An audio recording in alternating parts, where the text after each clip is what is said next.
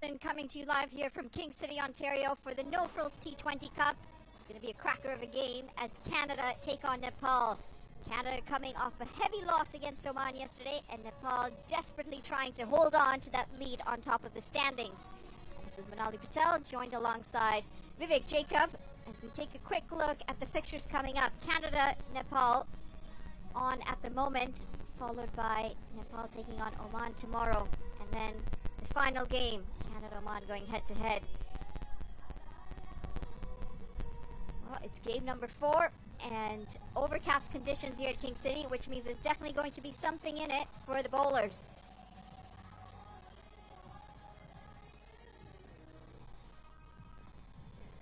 Well, just a little bit earlier, we had Andrew Leonard out in the middle for the toss. We're going to quickly run down there for a toss update. So we're past the halfway stage of the No Frills T20 Cup, and it could not be tighter at the top. All three sides have one win apiece, and today it's the clash of Canada versus Nepal. The key men are alongside me in the middle: Nicholas Curtin, Rohit Paudel, and Mr. Niamor Rahul Rashid, our ICC match referee from Bangladesh. You're all very welcome, gents. Nick, give the coin a toss. Heads is call. Heads is the call. Niamor? Tail. It's a tail. What are you going to do, please, Nicholas, and why? We're going to have a ball first today. Both air conditions probably dictate that we should have a ball first. Okay, tell me about yesterday. That was without doubt your worst performance of this tour. How are you going to bounce back quickly and put that behind you? Yeah, as I say yesterday, like the power play lost 3 wickets again, and batting first in the conditions was a bit tough. Trying to know like what a good score was, so hopefully today we can make use of the conditions, having won the toss, and then obviously the batters would know what they have to score and maybe put up a better performance. 2 T20s in 2 days, is that a factor for you, or is that something you're happy with and you're used to? Your boys are conditioned well enough? Yeah, I think the guys are good. Obviously we've been playing 50 over cricket before, so to come to the shorter format, albeit more intense, but yeah, I think the guys are good, ready to go today. Finally, team news for me please today. Yeah, so one change, Aaron Johnson out and Ravinder Paul Singh in. Okay, best of luck today. That's Nicholas Curtin choosing to win the toss. Have a bowl first. Rohit, what would you have done? Would you like to bowl as well? Yeah, looking at the condition, we would have bowled first, but I think when we get a challenge of batting first on this wicket, I think you need to take up, especially when you're playing professional cricket. So I think we are up to it, and I think if you see last matches against Oman, I think the start which our openers gave, I think today it's very important. Once we get that, I think it's chasing on this wicket is not that easy. Once we put a good score on the board, so yeah, we're looking forward to that. We're back to the same pitch that you scored that really, really high total, 170 plus against Oman. That's the highest of the series. Is that a benefit? What do you think of the pitch? Yeah, absolutely. I think the wicket is same, ground is same. The only thing is the overhead condition. But I think if you manage 2-3 overs in the power play, and then you build a good partnership in opening stance, I think we can build a good score on board. Importance of the win the other day for so many reasons, with everything that's going on back home, and just also for your own confidence. It was the first win in over 160 days. What did it mean to you guys? Yeah, absolutely. It meant a lot, especially after so long. We got an opportunity to put a W in our name. So yeah, it's always a good thing on ending up on winning side. So yeah, looking forward to do the same. Finally, just quickly, any team changes for me today? Yeah, 2 changes. Lalit Rajbansi and Sompal Kami are in. Dev Khanal and Rejan Dhakal are out. Well remembered. Nice to see you as always, Rohit. Okay, that's the news from the toss. The Canadian side, they won the toss. They're going to have a ball first. Well, there you have it. The update from the middle is Canada have won the toss, and they're going to have a bowl first. Very important toss to win here, isn't it, Vivek? Especially in these conditions. No question about it. When you look above, you look at the cloud cover, you look at how overcast these conditions look. The outfield likely a little slow, so Canada will want to take advantage of that. And now we've got the Nepal lineup in front of us. We've got a couple of changes. We've got Rijan Dakal and Dev Khanal out of the side.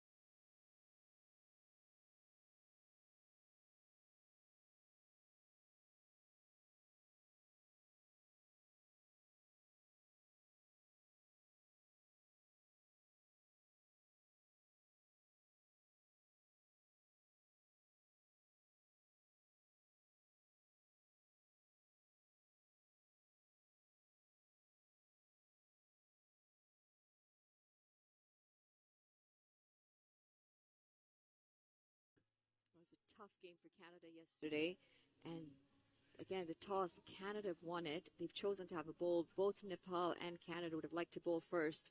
Two changes again for Nepal today. Rajendra Kaul and Dave Kanal, they miss out as Sampal Kami and Lalit Rajbanshi come back in. Rohit Paudal, the skipper of Nepal, very adamant that had he won the toss, he would have also had a bowl first. It's going to be interesting conditions today. We haven't seen overcast during any of the T20s yet, so we're expecting some ball movement out there. Speaking of ball movement, the Canadian squad sits pretty with two of the most successful bowlers in that lineup between Kalim Sana and Dylan Haliger. Just the one change today for Canada, Aaron Johnson missing out and Ravindra Pal Singh joining the side, playing 11. And we look at those standings. Yes, Nepal on top by margins, isn't it? It's all come down to the net run rate. There's a little bit of rain in the forecast for later today. I don't really anticipate it being an issue during the game. But when everyone's so neck and neck, those net run rates are so important, especially if there's a slight chance of rain. The two umpires out in the middle, Rohan Shah and Arnold Medella, both Canadian umpires. But overall, I think just based on seeing how much it means to both of these sides to come out and win this No Frills T20 Cup, we're going to be in for an exciting contest. Yeah, that win by Oman yesterday really sets things up nicely. You've got all three teams with everything to play for, and that's what you want coming into the back end of a tri-series like this, as we see Canada getting in those final words in the huddle and ready to take the field, led by their captain, Nicholas Curtin. It's good to see Harsh Thakur out there. We know he picked up a bit of a knock on his knee yesterday, and so he seems to have recovered. And looking at the change made to the side, Aaron Johnson has been struggling with his form and again unable to get going yesterday. Any surprise there? It's been a tough one up at the top for Canada in the T20 setup, hasn't it? Both he and Navneet Dhaliwal have struggled. Now, Dilpreet Bajwa, who is genuinely an exceptional T20 player, slotted to come in at number 3. He's not been able to kick on in that first. Navneet Dhaliwal have struggled. Now, Dilpreet Bajwa, who his game yesterday involved an unfortunate run out, but something about the combination just isn't quite panning out for Canada with Aaron Johnson and Navneet Dhaliwal in the T20 setup. I mean, do I agree with whether Aaron Johnson should have been sat out today or not? Well, that's up for question. It really, sometimes form is a tricky thing, and you don't know how quickly you can jump right back in, you know. So it's been a struggle for both openers. It's definitely not been smooth going for Canada at the top, which means it's putting a lot of pressure lower down. But looking at the Nepal opener, it's been a struggle for both openers. It's definitely not been smooth going for Canada at the top, which means it's putting a lot of gameplay in the 50-over cricket. What T20 cricket, they've completely turned it on. In fact, the runs that they piled on against Oman 2 games ago for them, 170-odd on these pitches is very difficult. In case you're hearing what that background noise is, that's Canada geese. Yes, that's what they're called. Canada geese flying over top of our heads here. But they seem to be going north. I think they need to be going south, as we're right around the corner from winter. That's true. I mean, it's not yet time for the jackets, yes, but that's what they're called. Canada geese reminding us that it's coming. Winter is coming. They seem to be confused with all this warm weather we've had. They're going the wrong direction at the moment. We're right around the corner from winter. But you're right. Nepal will be looking for a strong start here. Kalim Sana will be looking to deny that, obviously. He's been in some very good form. Picked up the Player of the Match award when these two sides met last, and we'll see if he can keep that performance here. Deny that, obviously. He's been in some very good. Starts with a bit of a wayward delivery, and it's helped along the way by Anil Shah. Bit of a nothing delivery that. Anil Shah's off the mark, and we've just seen the first boundary of this innings. A little bit of movement there as well. Early delivery, and it's helped along the way batters by Anil Shah. Bit of a nothing delivery that. Anil Shah's off the mark, and we've just seen the first boundary of nicely this picked innings. away there. And just the start you want as an opening batter. Easy pickings onto the pads. And so we'll take that The first boundary nicely all day there. A nice little flick. And just to start, you want able to be as an opening batter. Easy picking and onto the fine leg. And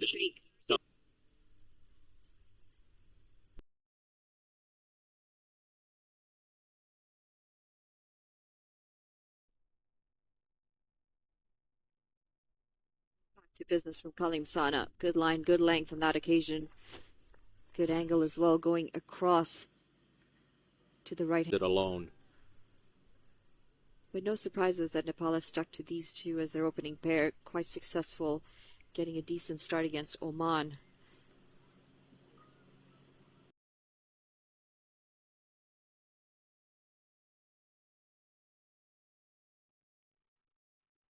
Well, half a shout. It looked like he was going down leg. 27 apiece to both of these openers against Oman as they gave their team a good start. And now we get a look at this replay here. Where's that pitching? Might be outside leg, just outside. Shaping. That's putting question marks for Sa, because we've seen Sana go in, we've seen Sana go out. So he's got to be on his toes, trying to figure out which one's coming in, which one's coming out. And getting him on the back foot there, but he survives. Oh, that's an absolute beauty of a delivery. Missing everything. Bat, stump, and straight through to the keeper. Terrific delivery there. You look at Sana bouncing back exactly the way you'd hope for Canada fans after that first ball. Wayward first ball for easy pickings down to the boundary, but the 3 deliveries since he has tested Sa very, very well. And again, that ball shaping back in. Sa uncertain about when it's going away, when it's coming back into him. And he's been defeated a couple of times now, but still hanging in there. Oh, poor delivery again. And it does race away to the boundary. That's 2 boundaries in this first over. Both deliveries quite wayward, going down leg. Sana won't be happy about that. Pretty similar to the first delivery of this innings. You just let the batter off the hook there after a few good deliveries and takes the pressure off. You've already got now 8 off this over. And you try to come back here with a good delivery, but you know that Sa doesn't need to take any undue risk here with the final delivery, having got 8 off the over now. Look, we're expecting the conditions to be difficult to bat here first. Overcast, and King City's normally difficult to bat if you're batting first. But that being said, the bowlers still need to execute the plan, because that's the other half of the battle. When you give 2 loose deliveries like that in an over, they've already got 8 runs on the board with 1 delivery to come. Still early days, but that confidence just starts to shift. Coming back into the right-hander, and that struck him. He's copped that one pretty well. Anil is down for the count. He is...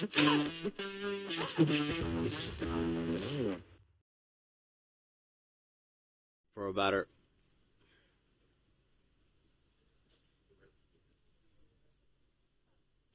Got the trainer out, checking up on him.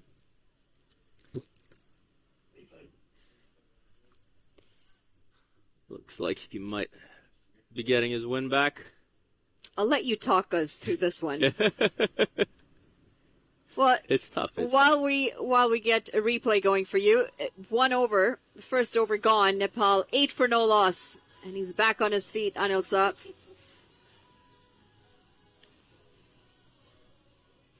Looks like the saws are in place, ready to go.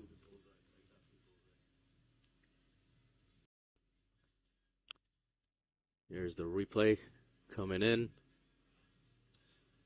Ooh. That has got him square in the saws. Well, listen, we had this conversation a couple of days ago, and I just found it funny. I'm sure you don't find it nearly as funny, but... No. First over gone. Nepal 8 for no loss. I think Anil Shah is going to be happy that he's got the non-strikers for a little while. Yeah, I don't think there'll be any quick singles anytime soon.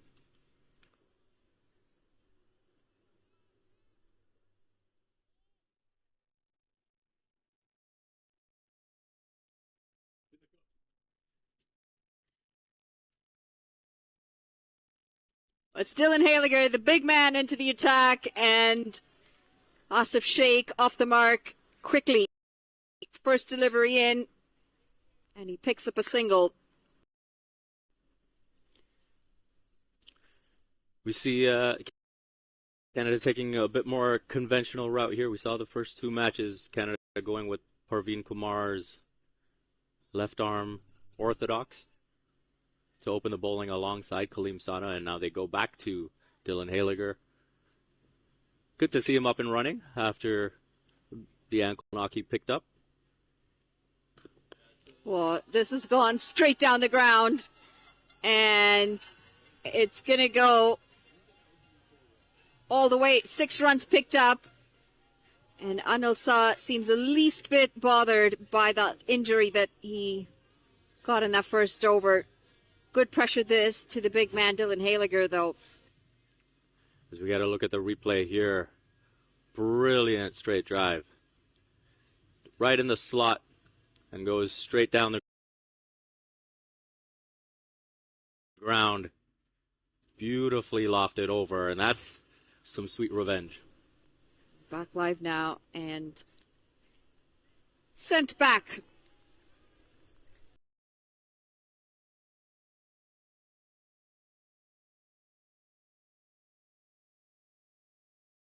That you want to see in T20 cricket, creating opportunities, putting the batter under pressure.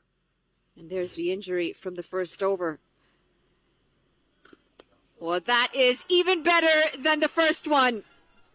Straight down the ground and 6 more runs. Anil Shah, he says, forget the overcast, forget the difficult conditions. I'm going to make the most of this. 6 more added to the total. Overcast or not, a bad ball's got to go to the fence, and you look at this. Right in the slot. And Anil Shah taking full advantage of beautiful free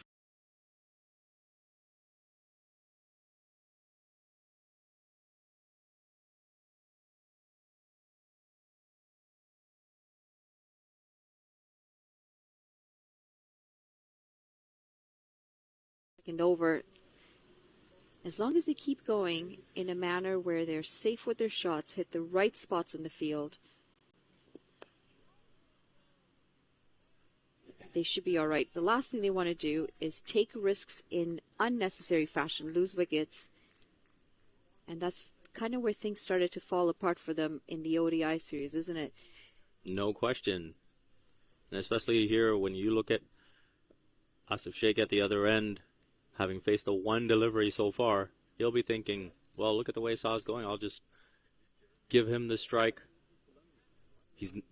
Shah's not taking any undue risk. It's been bad balls. It's been in the slot. He's been able to pick Haliger apart so far. Oh, pulled away. And that's going to go for another maximum. That's 3 sixes in this over, and it's completely destroyed Dylan Haliger's bowling figures in his first over. 2 overs gone, Nepal 27 for no loss. As we got to look at the replay here, another free-flowing swing all the way over deep mid-wicket to the deep mid-wicket fence. Just another brilliant shot from Shah. I mean, he is looking tremendous. 26 off 11, 3 sixes in the over. Haliger, 9.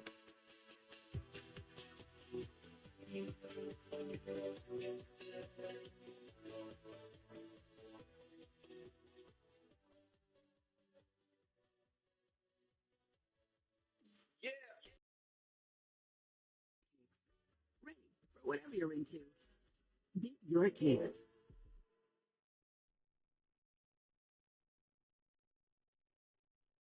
Expensive second over from Canada.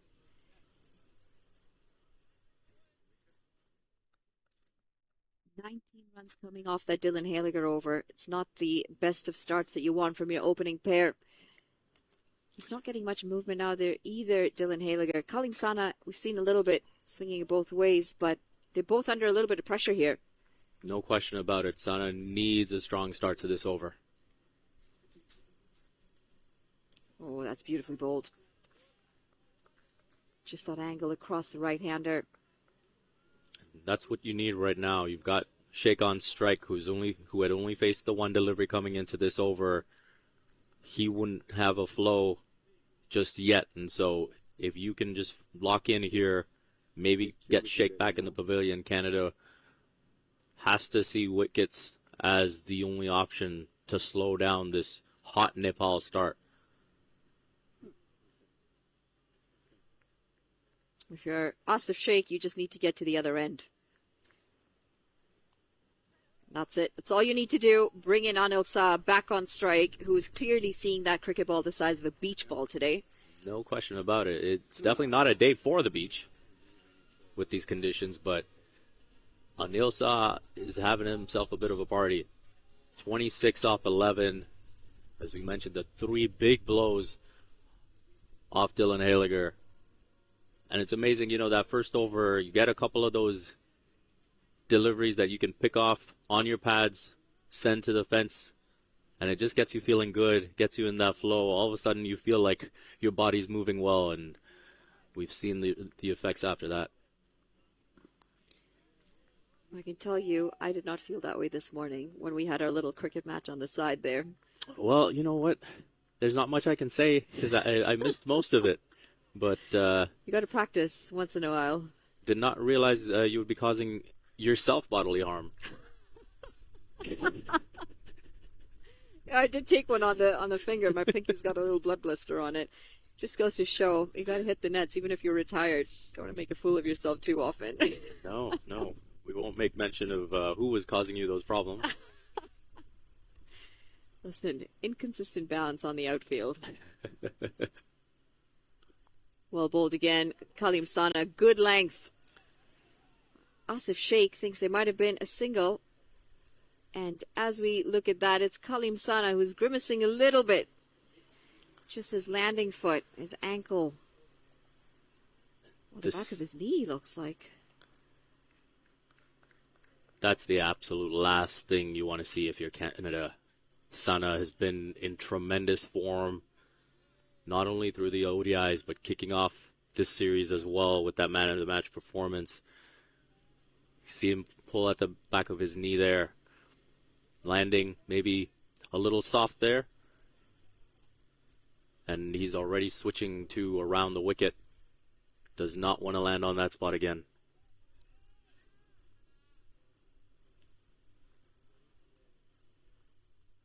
I didn't see you get into the action this morning. Their little cricket. Well, I mean, game. You know what? We need to use a strip that's not being used out in the middle at some point. I think we're going to need to. I think we're going to have the third umpire on us and the match referee on us so quickly.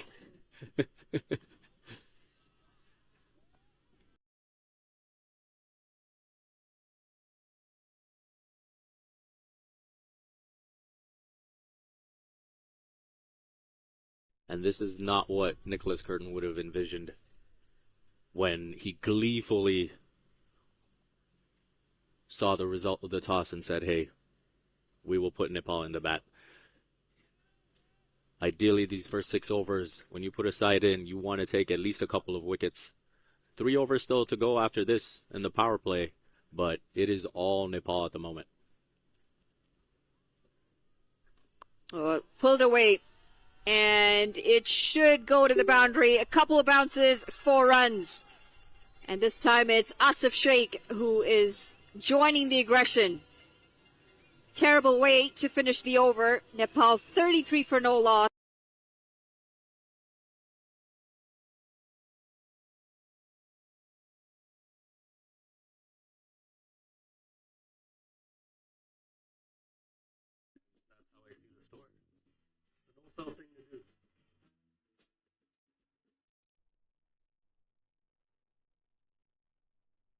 Turning out to be decent over until that last delivery for Kalim Sana.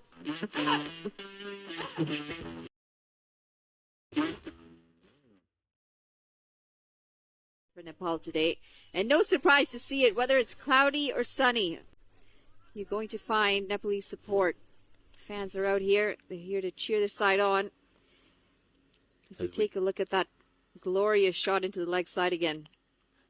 Asif Sheikh getting on the board. Obviously, we've seen Anil Shah really take the Canadian bowlers to the cleaners. But now, if you've got Sheikh getting into the action as well, it's going to be even more trouble for Canada.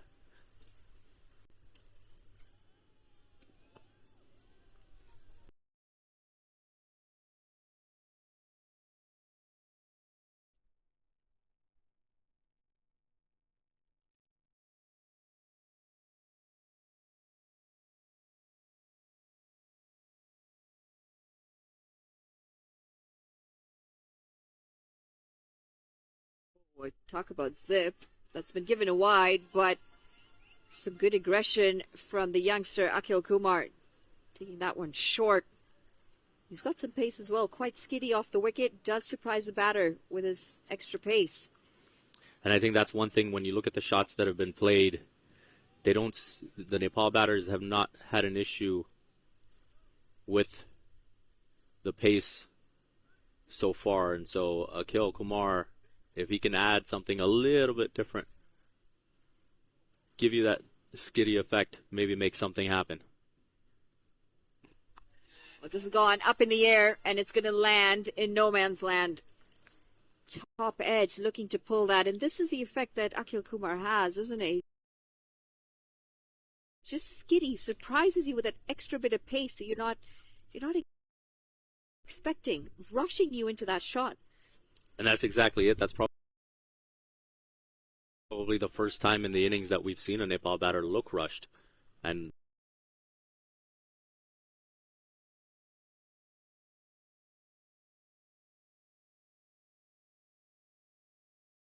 it might be leg byes. We'll wait on the signal. Just missing his line a little bit and helped along the way. And this has been a problem for Canada so far. The release ball has been coming too often so far in this innings. There's a boundary ball coming every over. As we look at that on the hips.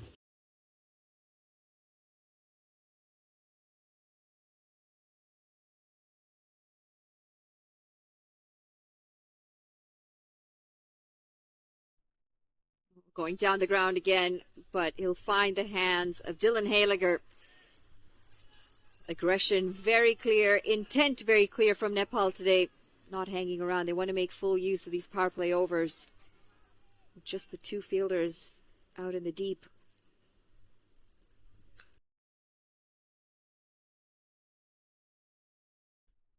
And you never know how conditions might play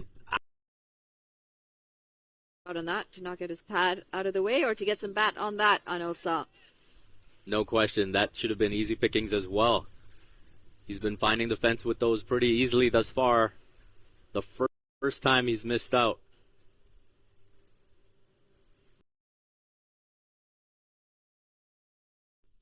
But Akhil Kumar will also be careful not to go down that way again. And we see Sana move back.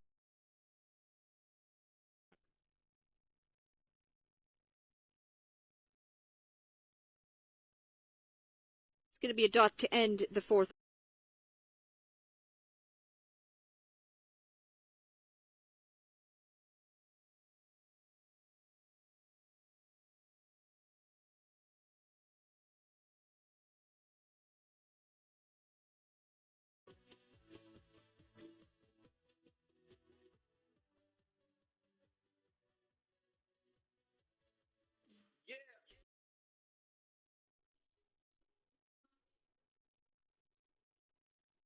When you're getting a boundary or two in every over, it makes it quite difficult for the fielding captain as he rotates his bowlers some more, and it's going to be Harsh Tucker, the first introduction of spin in this innings.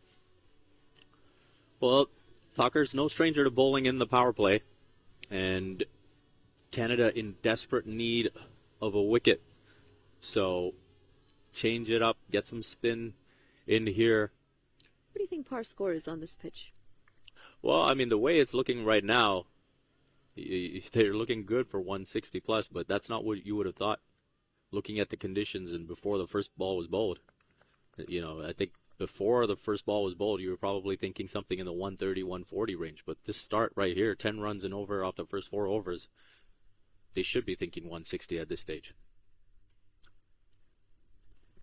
Well, hello. Where is this going? It's going all the way for 6 runs.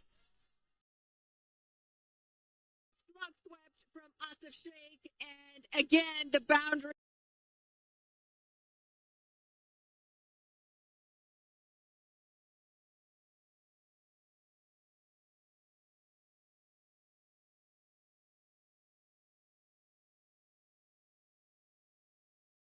Looks like Ravinderpal Singh, as we get back to the action, and Tucker responding with a dot ball. That was a big 6, wasn't it? No question. Swept all the way over the head of Ravinderpal Singh.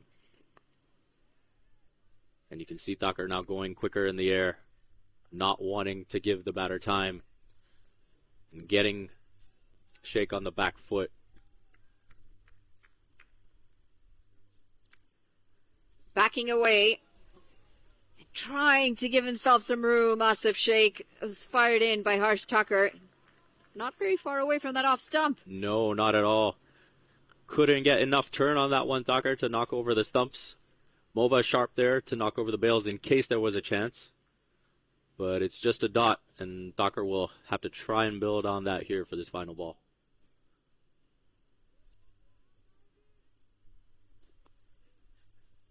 It's going to be a dot to end the over. 6 runs coming off of it. 5 overs gone. Nepal 46 for no loss. TD is supporting cricket in more ways than ever. Because we believe Canada needs more cricket. TD, ready for you.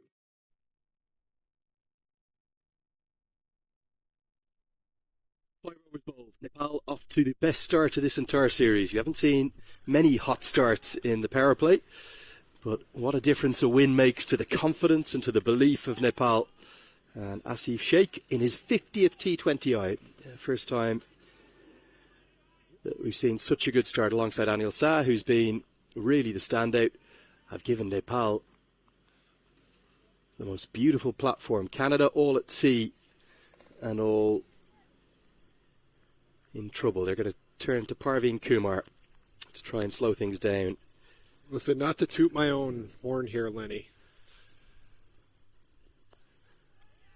but what did I tell you in our pregame chat?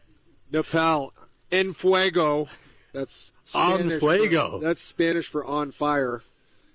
For all you French-speaking Canadians out there listening. Well, I was to end last match, and they carried that momentum over today. I was hoping to welcome you, Matt Bonner, with a big build-up about how the Lambu Dai is joining the Taklu Dai, but you're too excited. I'm so pumped. You're pumped up. And so too are Nepal. They've been impressive, haven't they? They've really attacked Canada, and they're making use of these fielding restrictions. So in these first 6 overs, only the 2 fielders allowed outside the 30-yard circle. More gaps, and we've seen plenty of big hits. That's right, taking advantage of that power play. This is especially surprising given the wet conditions. You'd think it would favor the bowlers. But Nepal, there we go again, another 4 right there. Just lighten them up.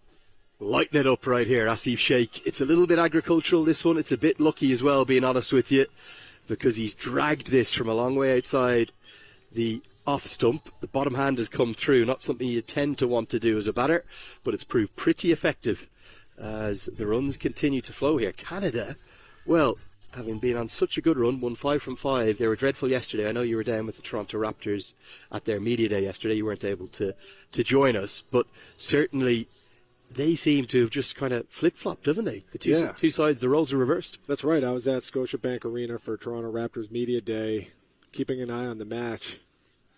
It's going to be 4 more. Finds the gap. This is quite brilliant from Asif Sheikh. And on fuego is the only description. They are on fire right now. And because it's a Tuesday, we don't have as big a crowd, but those that have come up here, the 100 or so, mainly Nepal fans, they're loving every second. Yeah, take a look at this.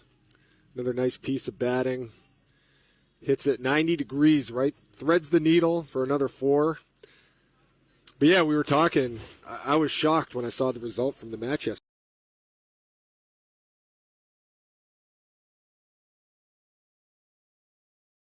Not just because of the position they have here, but their net run rate is better than the other two sides. And also, you'd imagine it that they could beat Canada today.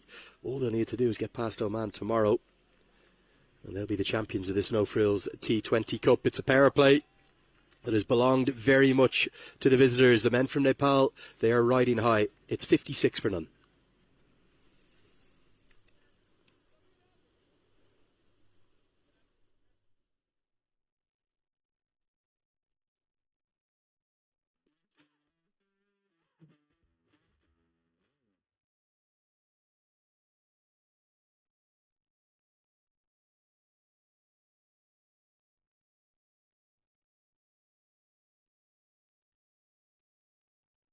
Yeah, certainly the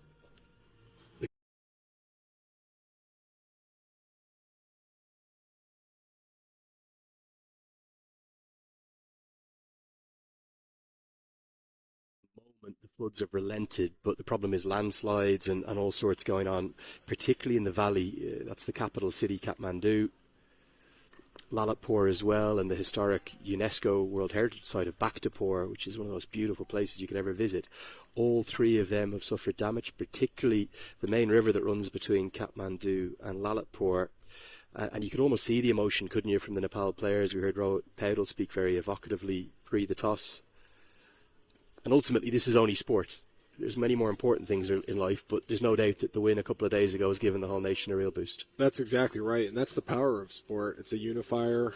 It inspires people, and it's an inspiration and distraction for when times are tough. And for sure, that's what's going on in Nepal. We're having similar issues here in the U.S. and North Carolina. Shocking, yeah. From the hurricane, and it is, you can see the pride for these players from Nepal that they have for their home country during the anthem. They take a tremendous amount of pride representing their country and trying to, again, do something to make people feel a little better as they're going through that tragedy back home. Yeah, and I think if you're wondering about what kind of young men they are, they're incredible ambassadors. It's not just the Nepali population at home, but the diaspora as well around the world. There's so many people of Nepalese origin, particularly in Australia, in the US and in Canada. And actually, just want to fill you in on one thing that the boys have done overnight. They met up with the NRNA of Ontario, which is the Nepali Non-Residents Association. As we get to the end of the 7th, the score 60 for none.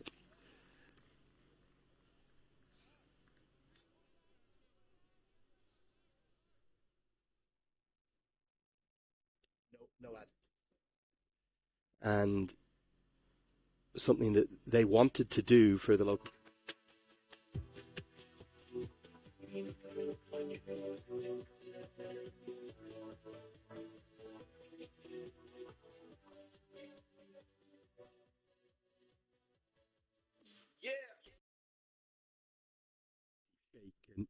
That is very much the kind of men you're dealing with there.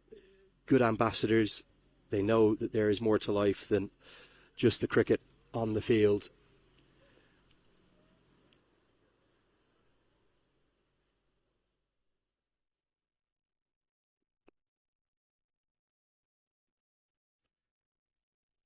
Yeah, you bring up that perspective that this is just a game. Something Coach Popovich on the Spurs would often bring up. Remember one year we lost a tough playoff series. Everybody on the team was pretty down going into summer. And in our exit meeting, he brought up 3 world tragedies that had happened in the previous few days. And we got whipped into the another leg side. Yeah, going to be right four there. more. Finds the gap perfectly. And But- continues on this One hot of the streak. tragedies was an extreme weather event causing landslides. Hundreds of people died in that tragedy. And then the last thing was a team in Texas lost a basketball series. And it's like, this What does isn't it life matter? or death. There's more important things out there. You're talking about perspective there, aren't you? Is it hard when you're in the professional sport bubble, and it really is a bubble, it's a whole industry, particularly here in North America. You think of the kind of 365 nature of all of the major sports here. And I'm just wondering, is it hard sometimes within that bubble to kind of find that perspective and see real life? For sure. And that's where good leadership like Coach Popovich is important. It's consuming. You're under a microscope. There's a tremendous amount of pressure. You're getting it from all angles. The fans, the media, the coaching staff. Your livelihood's at stake, plus the winning and losing.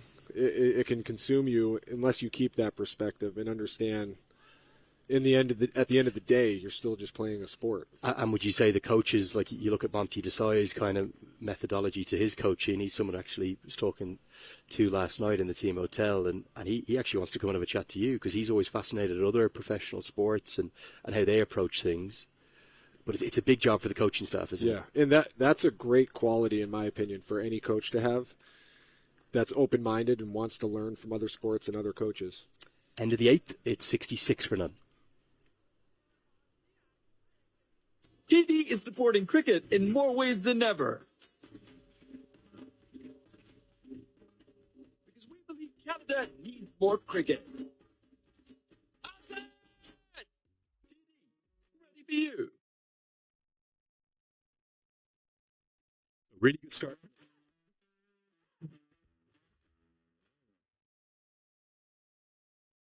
Well, you wouldn't believe that they'd won all 5 games up until yesterday. These 4 overs from Sad Bin Safar, the former captain, could be very important indeed. Andrew Leonard here, alongside Matt Bonner. It's the Taklu die and the Lambu die. Yeah. Matt, I showed you that post that we didn't just have on your Instagram, my Instagram, but also up on Facebook. Can you believe the comments and the love from Nepal? I'm honored by the reception from that post.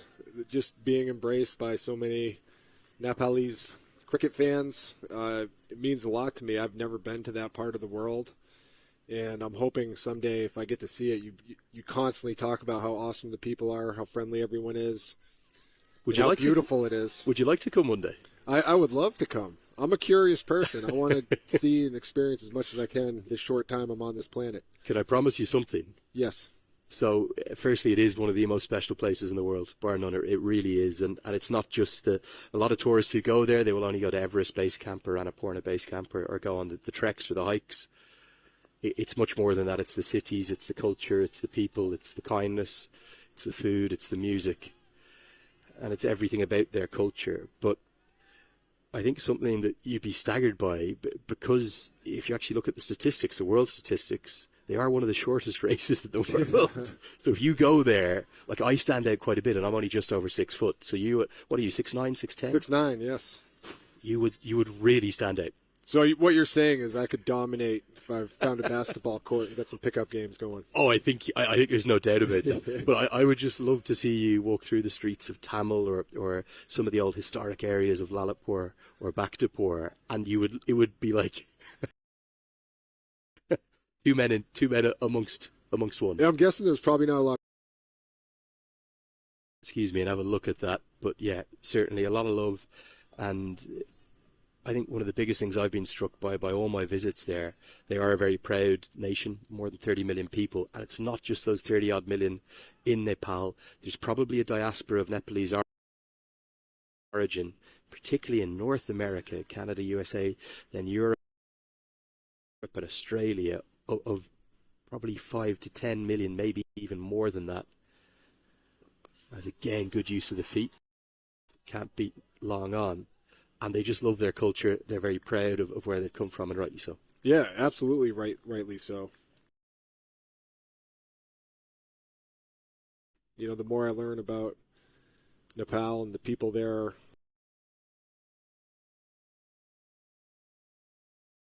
the more there is to like. You got to meet the captain the other day as well, didn't you? A good chat to Royal Pedal.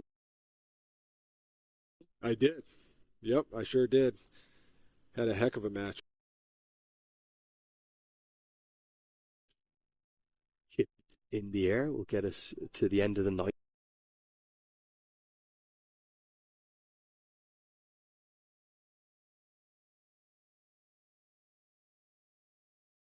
The new A&W Ruffles Crunch Teen Burger. Let's go.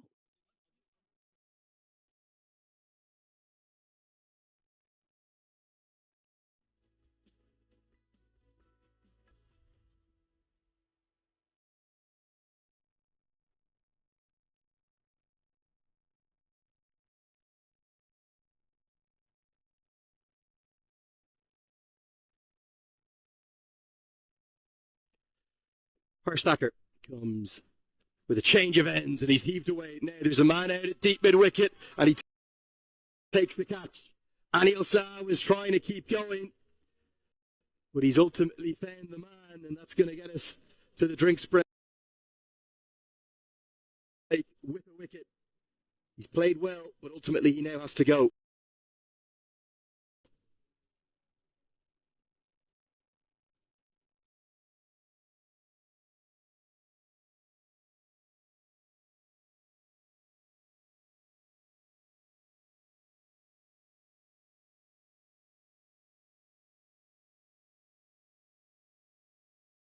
All the different variabilities in this sport, that's one of them, the air conditions.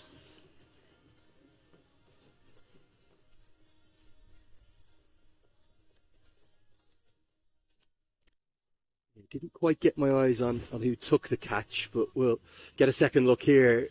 It's a tricky shot to hit out to that side of the ground. 65 metres out there. Didn't come out of the middle of the bat. You can see almost the bottom corner. And I think it might be Akhil Kumar that has held on. So that'll get us to the drinks break. We'll take a break here too in the commentary box. Nepal have had a brilliant start, but they've lost their first. It's 70 for 1.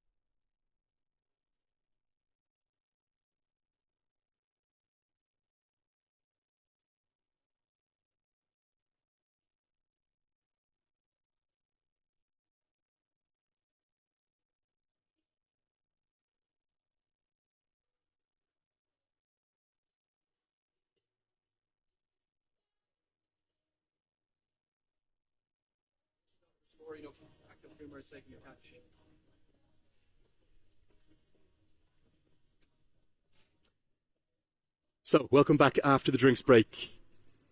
Anil Shah has fallen, but he's got Nepal off to a hot start, as it will be the captain in at number 3. Now, this is a change. The reason this is a change, we've seen Dev Kanal go out of the team, and Powdell's probably back to, in this format, his best number. He's taking a bit of the responsibility himself. Yeah, and you talk about this series, the ups, the downs, adjustments, the chess match that the coach, is it the coach or the manager? It's actually, the manager's really more of an administrative role. Yep. The manager's really just kind of filling out the paperwork, making sure the team bus is on time. He doesn't really have any cricket involvement. There's the occasional exception. But this goes back to the thing I was telling you the other day. The captain is almost alongside the head coach. He's almost like they're kind of almost joint head coaches, not quite to that extreme, but the captain role in cricket, it's quite simply massive. And for a man so young, remember he was the youngest captain in T20 World Cup history, leading Nepal down in the USA and the Caribbean. He kind of seems to take everything in his stride. Yeah, and it's important. You mentioned how important it is having a captain that has a pulse on the game, understanding what adjustments to make, especially in a series. You know, in an NBA playoff series, the coach that can make the proper adjustments from one game to the next, it can be the difference between advancing or getting eliminated. And I'm sure it's no different in a situation like this where you're playing the same team more than once. And you've got to make those big calls. They've made big calls today, 2 changes, and they've been good changes thus far. Get us to the end of the 10-over marker. Manali Patel will come in.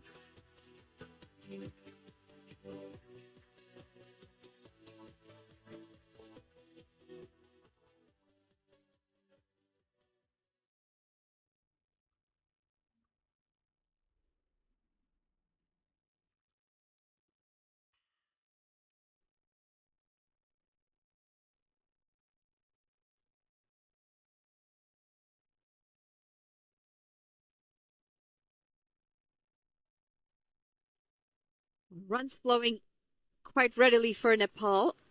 And Canada, despite the breakthrough, they've got a lot more work to do here.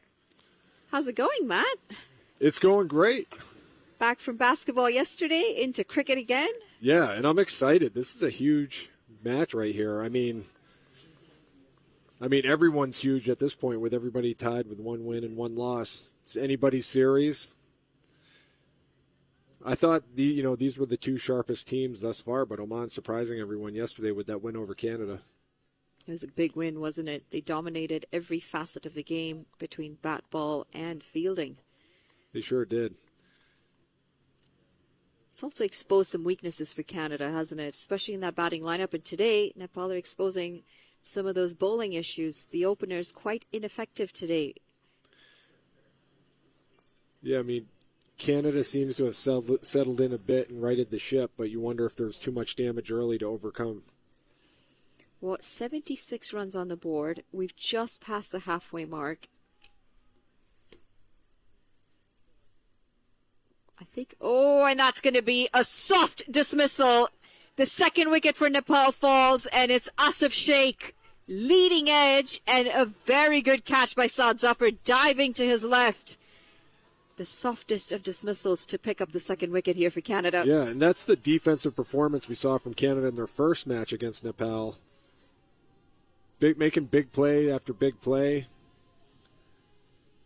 Of course, Canada in a different situation today. I believe Nepal batted second in their first match. Take a look. Nice reaction time right there. We'll call it a diving catch. Whether he had to dive is up for debate, but he made it look good. Wanted to get on the highlight reel. Well, it's definitely slowed down for the replay. That did go to him quicker than what you see on your screens. Leading edge. He does well. He finishes with the dive. Yep. But a big wicket this, as Nepal have now not the most convincing of fashions to play that ball first up for him. Just popping it up in the air, falling short of Nicholas Curtin at extra cover. I think the bigger issue here is, yes, the Canadian bowlers have struggled to pick up more wickets early on. They're 2 down here, Nepal, and 2 new batters, which means there's a bit of rebuilding that'll have to happen. But when you've got 76 runs on the board, plenty of overs to come. We'll come back to this after the quick break. 11 overs gone, 77 for 2.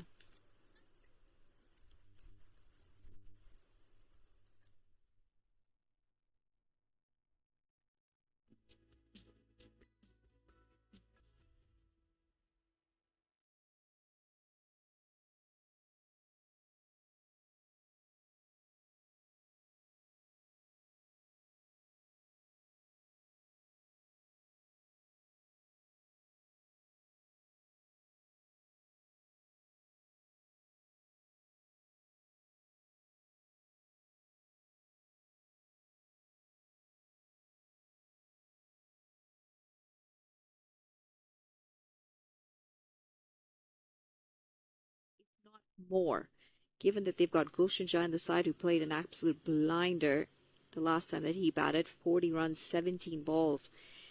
Canada's batting has struggled a bit, hasn't it? It has. They hit a rut. And it goes back to what we were talking about. I mean, 2 things are going through my mind. One, just as an athlete in a team sport, how contagious hitting well or not hitting well is. And then also the variables with the condition of the pitch. Something I didn't really understand coming into this broadcast series. But walking around there today, feeling the 80+ % humidity, it's overcast, the sun's not out, which makes the ball look different, and the ground's so much wetter, and it's probably not going to dry out because the sun's not out. It's like, man, there's a lot going on that these players are having to constantly readjust for. The conditions definitely difficult, especially from a batting perspective if you are put into bat first. But Nepal have been impressive despite the conditions, despite the challenges.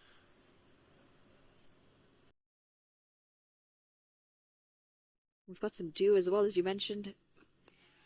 Oh, this one might be another wicket, and it's going to be Ravindra Pal Singh taking a very good catch in the deep. The third wicket goes down for Nepal, and it's the skipper, Rohit Podal.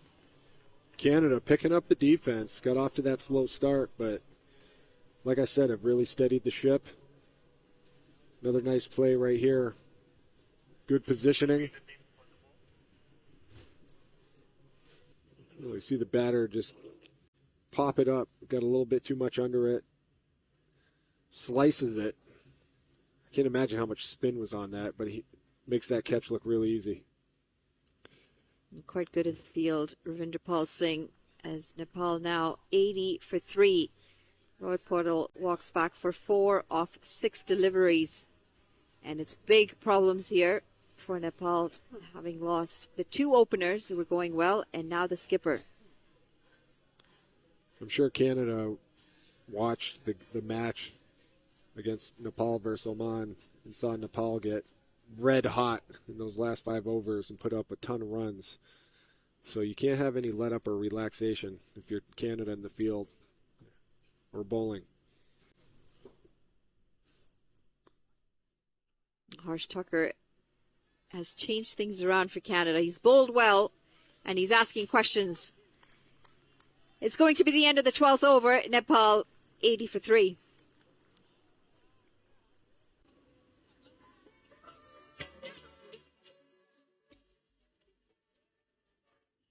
The all-new Nissan.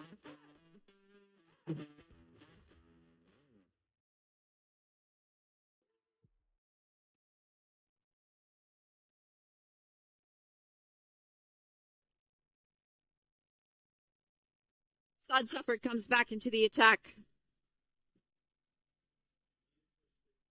Such a veteran of the game for Canada, Saad Zafar. And Wow. He's got some turn out there as well. See that ball kick when it hit the ground? Just gripping the surface, spinning sharply into the left-handed Kushal Malla. Yeah. No choice for the batter but to just play defense on something like that.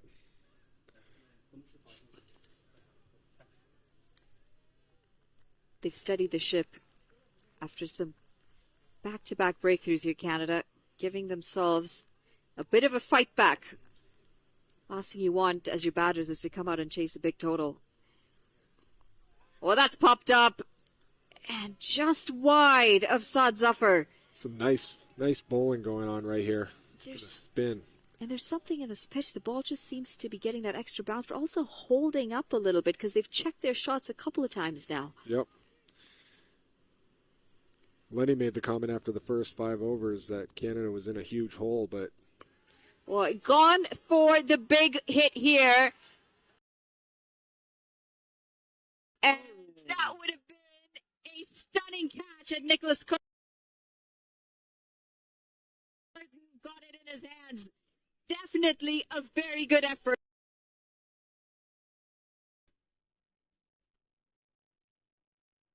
Questionable, that shot at this time of the game. You know the ball's not coming on well. You know you're struggling. And then you decide to have an absolute hack at this. Yeah, I mean, maybe just saying, I got to take a shot here. We got to get something going, get some energy, get some momentum. Lucky you didn't get out there. Well, it was interesting because it was Dilpreet Bajwa running in. Yeah, you think that would be easier, right? Exactly. So I'm not really sure what sort of communication would have happened between the two there. We're going to end the over with a single. 13 overs gone. Nepal 81 for 3. Deva is giving back to the community and making sure that the community is taken care of. We do a lot of that at our temples, and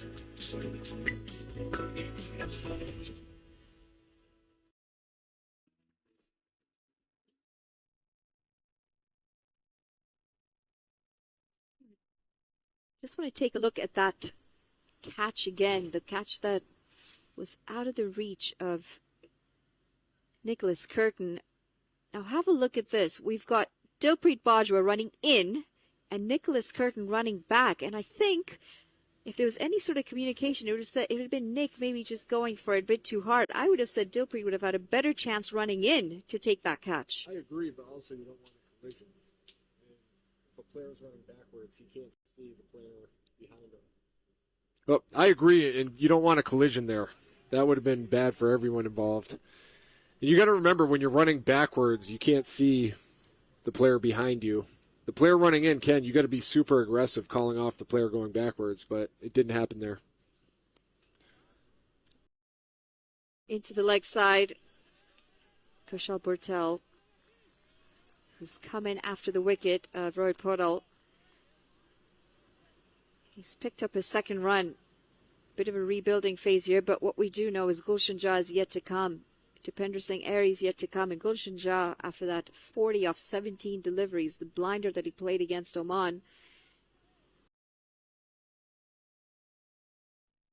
it's a very good bat, isn't it? Such a youngster as well. So much more cricket ahead of him. Be interesting to see if Nepal bring him up the order today. It will be, especially in this rut. You want to try to get some energy, get some runs going. They're probably looking at the bowling lineup. Well, there's definitely something out there for the bowlers. That one staying low. Yeah. Not easy conditions to bat on. In fact, you got to give credit to the two openers of Nepal who made it look as easy as they did.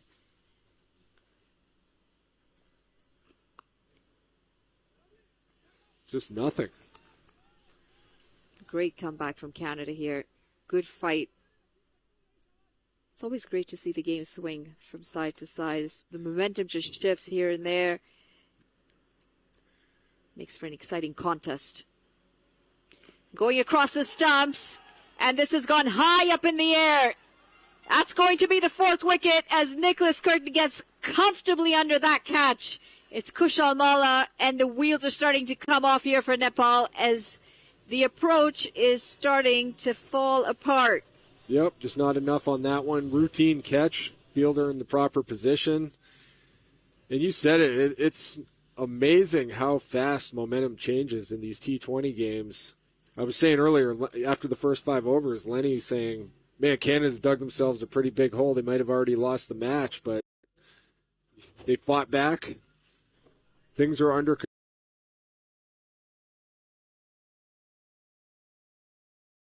for them. 4 off 12 deliveries. Yeah, and we'll see if those conditions uphold when they switch sides. We see if Nepal's bowlers can take advantage as well. We'll have a better idea. Is it the conditions, or is it the bowlers actually doing the great job, or is it a combination? Well, we've asked for him to come up the order, and it is going to be Gulshan Jha walking in. This might be a good move from Nepal, knowing that he's in form and he strikes the ball well. 83 for 4 in Nepal with 1 delivery to come. And you're right, it's a combination of tough conditions, some decent bowling, and some poor batting. Off the mark. His first delivery, as we see the end of the 14th over with that single. Nepal is going to be 84 for 4.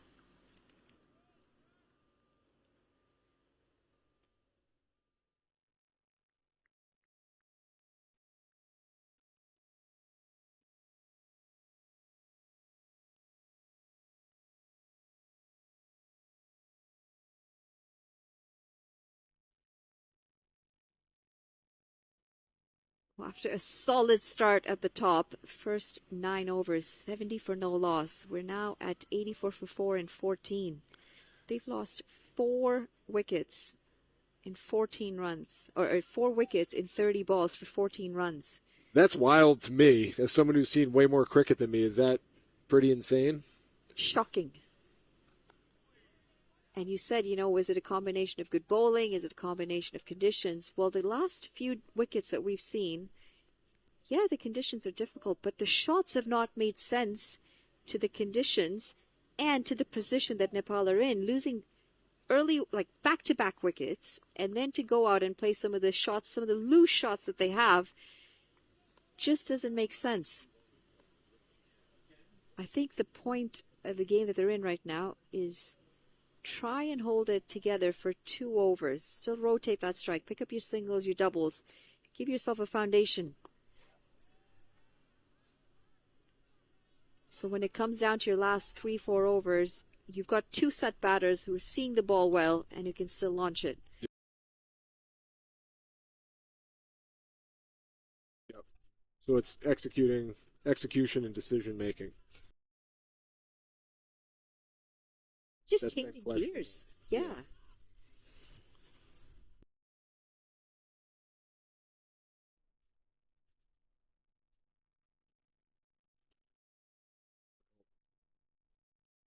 I can assure you it's hours of practice. Yeah. But that's the beauty of the T20 game.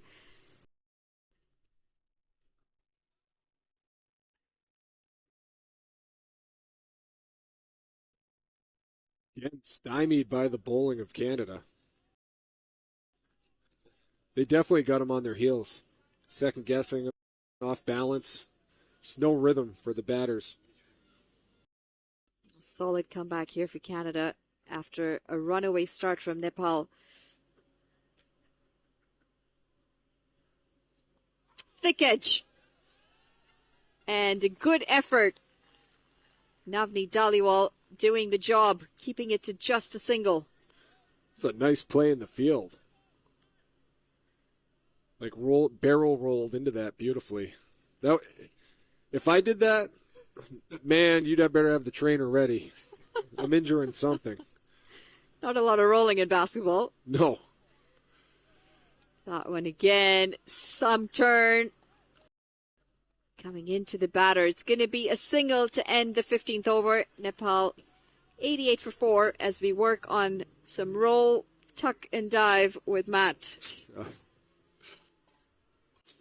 As a business owner, you have a responsibility to give back to your community. We hire local and we serve local. Breakfast program, school program for kids. Seniors bus program. Providing transportation to and from the store.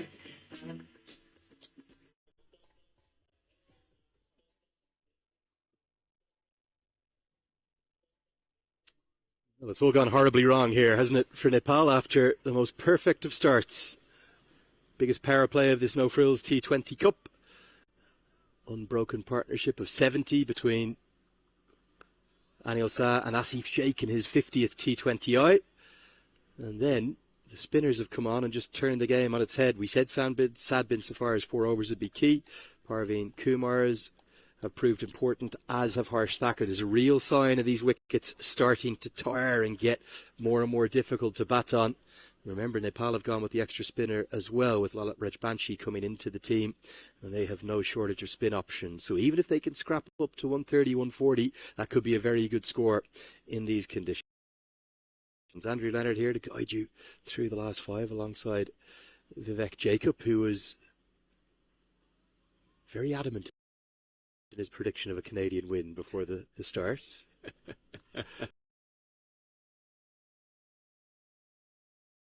As the inside edge is found.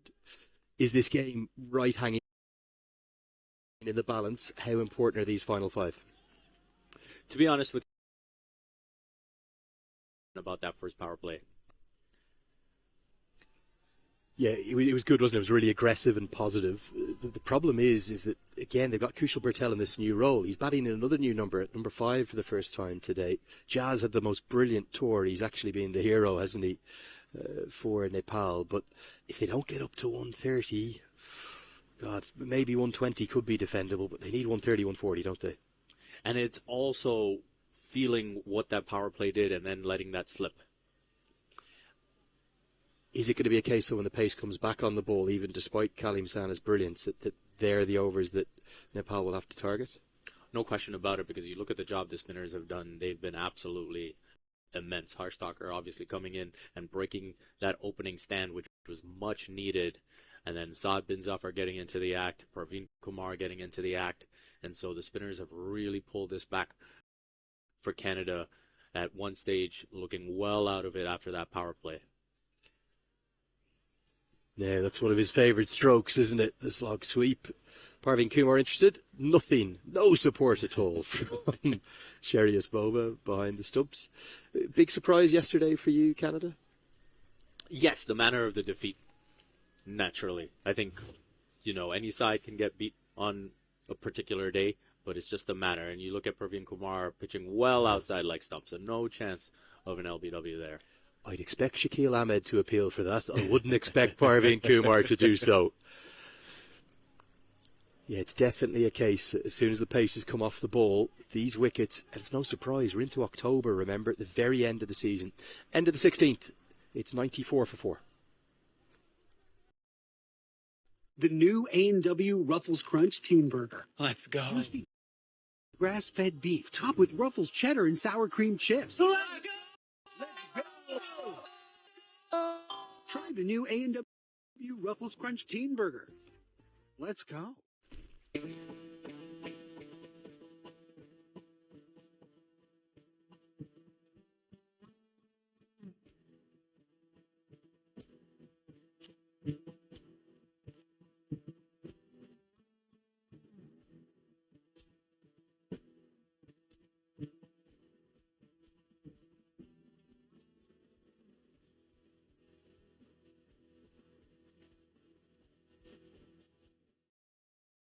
Not coming back since.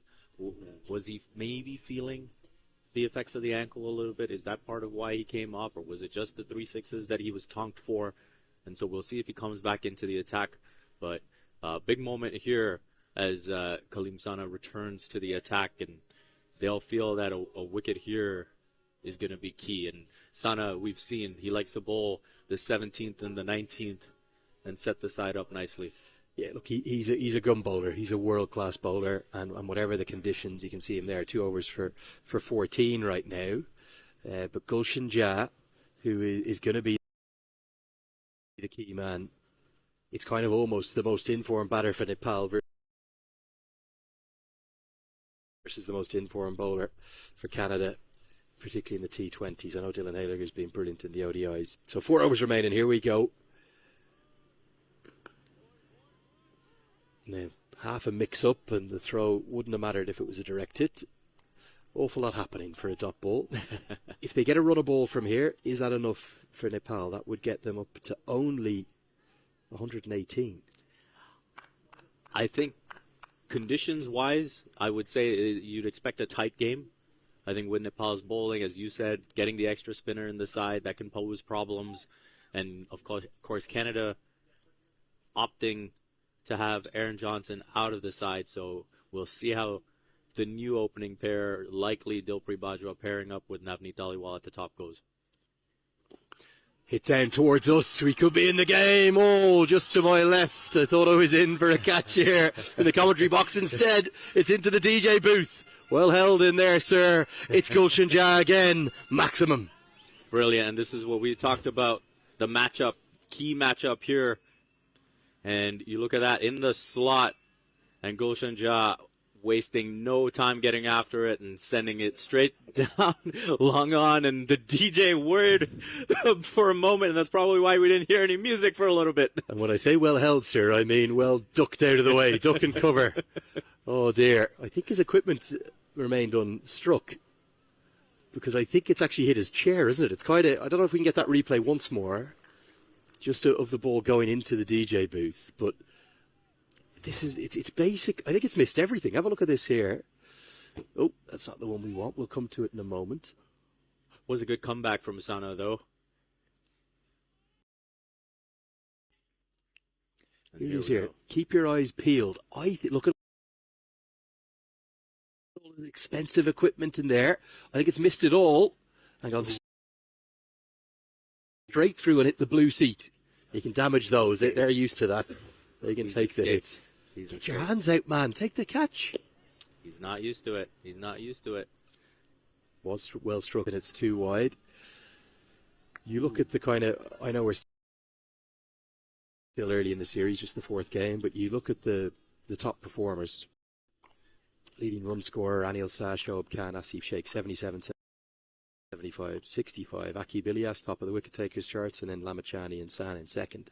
So they're all good performances, 5, 4 and 4 wickets. Harsh Thacker's been exceptional with his economy rate. But the best batter in the whole tournament, they're striking at a strike rate of 137. That's Anil Shah, with the exception of one man. Look at those numbers for Gulshan Jia. Striking at 195. Exceptional.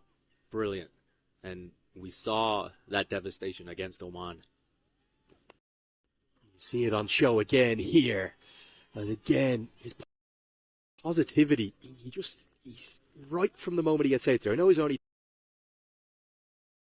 12 off 12, but they're in difficult conditions. He's always trying to score. No question about it. And that's the role he's been given. He comes in these situations where he knows he's got to get his side to a competitive total. He knows he's got to be the one that swings the game effectively. And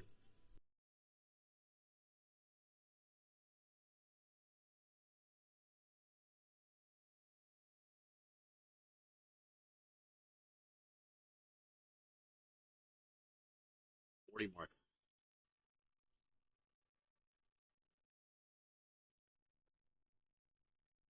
A little bit of innovation attempted by Bertel.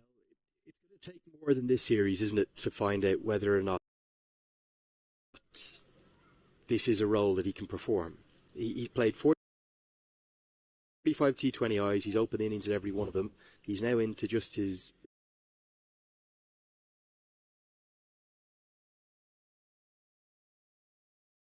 at the back end of the innings. You don't have to worry about as much movement.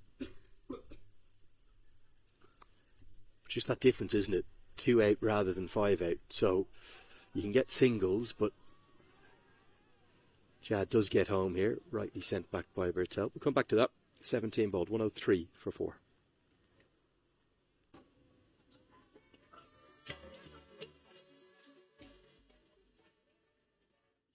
The all-new Nissan Kicks. Ready for whatever you're into. Get your Kicks.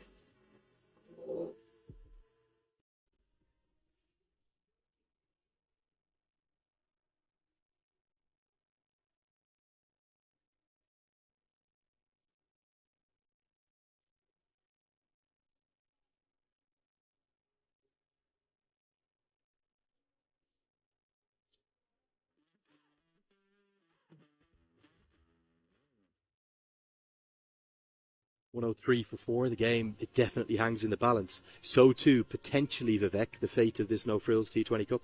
Exactly. As we came into this day, all three sides with a win apiece. As we take a look at the standings, and it's just net run rate that is separating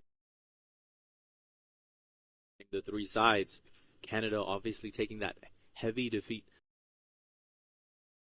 against Oman that you would not have anticipated coming in, and so they've got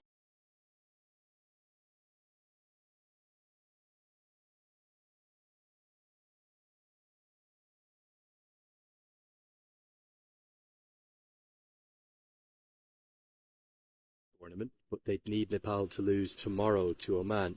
And this is a big call, a really big call from Nicholas Curtin. He's not using the experience of Dylan Hayliger. He's going to Akil Kumar. There will be pace on the ball.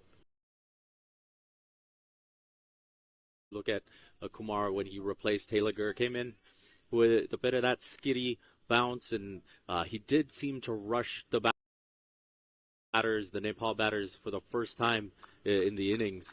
That we saw a Canadian bowler do that, and then of course the spinners came in and did their thing.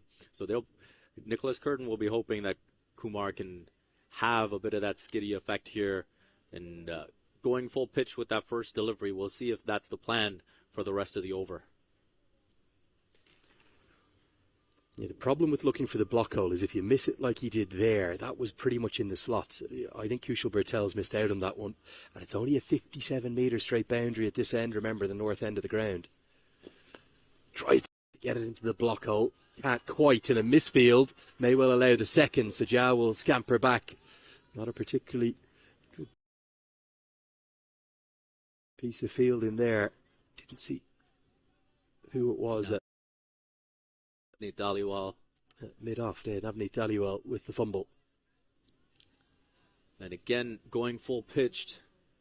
Seems like that will be the plan. But you've conceded 2 off each ball so far. Akil Kumar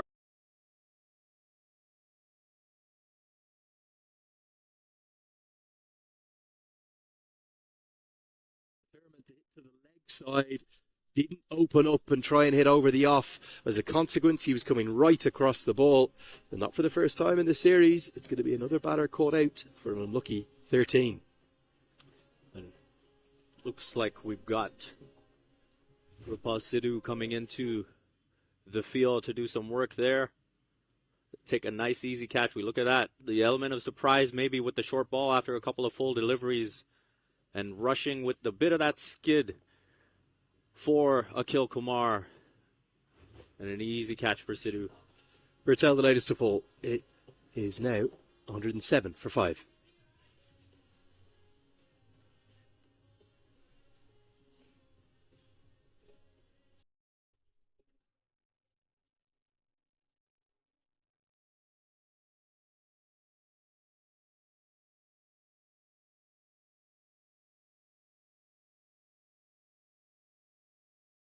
New A&W Ruffles Crunch Teen Burger. Let's go.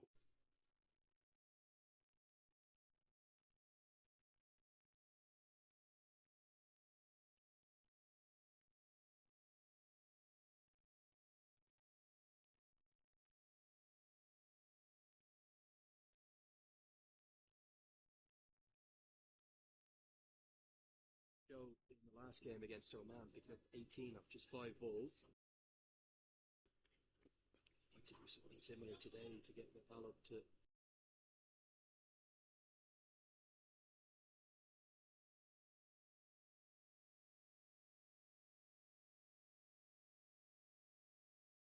Being tempted into that throw, concedes an overthrow. Crucial second run. And all these little mistakes can add up. You look at this potentially looking like a very tight match. Nepal in a decent spot still because of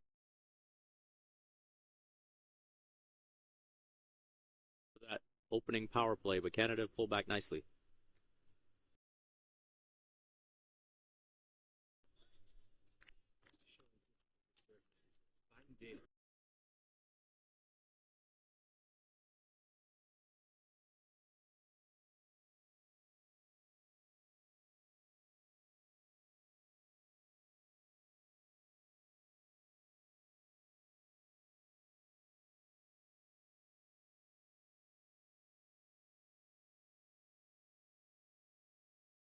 Full advantage with those 3 sixes in the over. So final ball of the 18th, 110 for 5. Gulshan Jha hits exactly where we wanted him to hit. And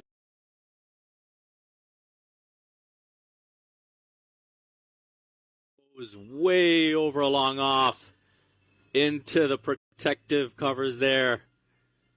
And you need that one to keep it in play, get that ball back.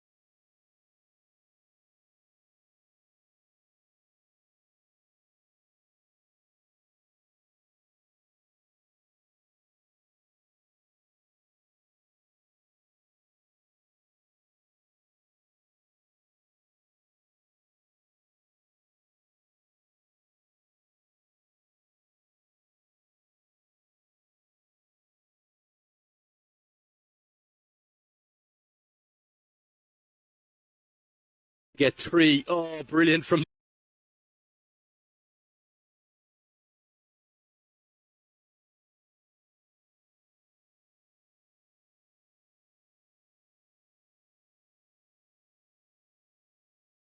extra runs when they should be preventing as many as they can at this stage. You look at it, 8 off these first 3 deliveries from Sana, this penultimate over, this crucial over.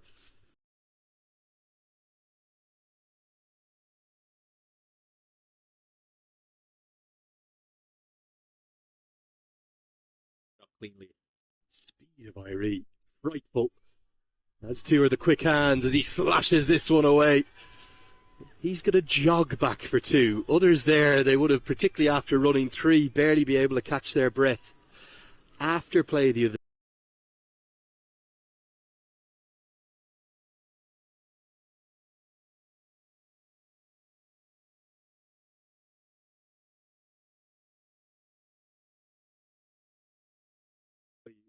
minutes after winning their first game in 160 days, Dipender Singh Ari, who dropped a catch, and wrote, Kushal Bertel, straight out to Jagat Tamata. They took over an hour of fielding.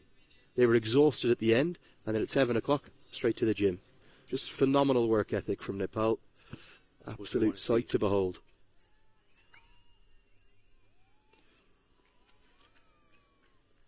That's better from Sana. A crucial dot at this stage of the innings. And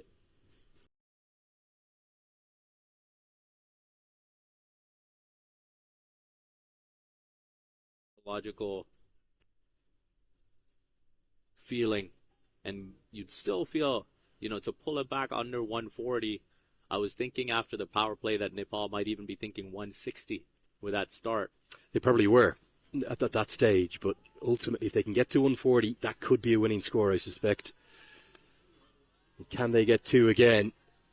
You would think Irie will just come in and out. And he's almost teasing the fielders by just jogging, and they might think of a 3rd, but they won't get it this time. As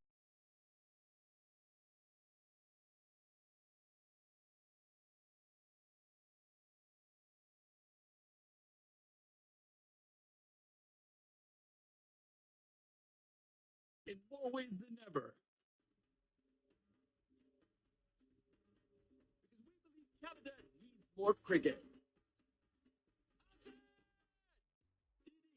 Ready for you.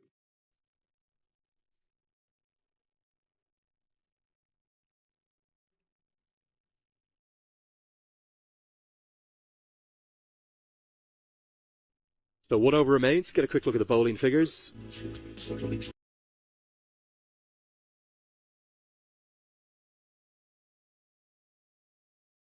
See Helliger at this point, a senior player on the side. You know the value he's brought during the ODIs, and then unfortunately picking up the ankle injury. He'll want to make a mark. He'll want to get back to the form that he has shown during this home stretch for Canada. And we'll see if he can bounce back from that dreadful first over where he's picked off for 19. Well, they'd probably be happy with 12. They're not going to be greedy and want more than that. Can they get to 140? 1 over remains. Ja helps that into the offside. It'll only be a single this time, but I was just going to give you his numbers before we got interrupted by that 3rd run they scampered. His innings thus far, he's at the non-strikers end here on this tour, 15, 53, 34, 40 not out off 13 balls, and now 22 off 15 today. That's to go with a total of 9 wickets. He's taken wickets in all 4 games that he's bowled in. What an exceptional tour from the young all-rounder. And that's so key in this format, having all-rounders that can contribute and be key with the ball. Know as a captain that when you throw him the ball, you can get a wicket. Not just get, can I get 4 overs? Can I get a couple overs? No, he's going to get you a wicket. Good length. That's the length that Hayligger couldn't find early. They will get through for the extra. Should be a leg by. In fact, given his runs, might have been some glove involved. Arnold Medella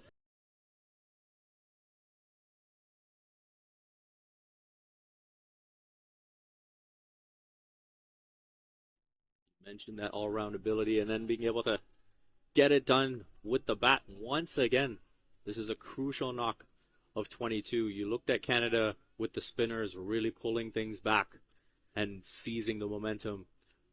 Gulshan Jha has done his part to bring it back for Nepal. Good bowling. It's a heavy, hard length. Do you think that this pitch is going to take a lot of turn again in the second innings? It's strange on such an overcast day to be talking about the spinners. It is, but I do think that's the way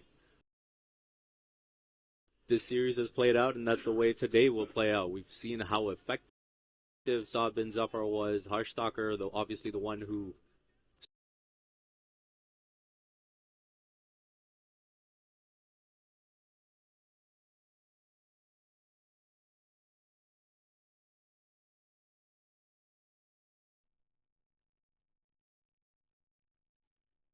He gets this into the leg side, but it's a longer boundary. The man's right on the rope, and he takes the catch. It's Akhil Kumar who gives Dylan Hayliger a wicket. You cannot blame Dipender Singh Ari for looking for the big hit, but it just didn't quite have the time, and he would have liked probably off the upper half.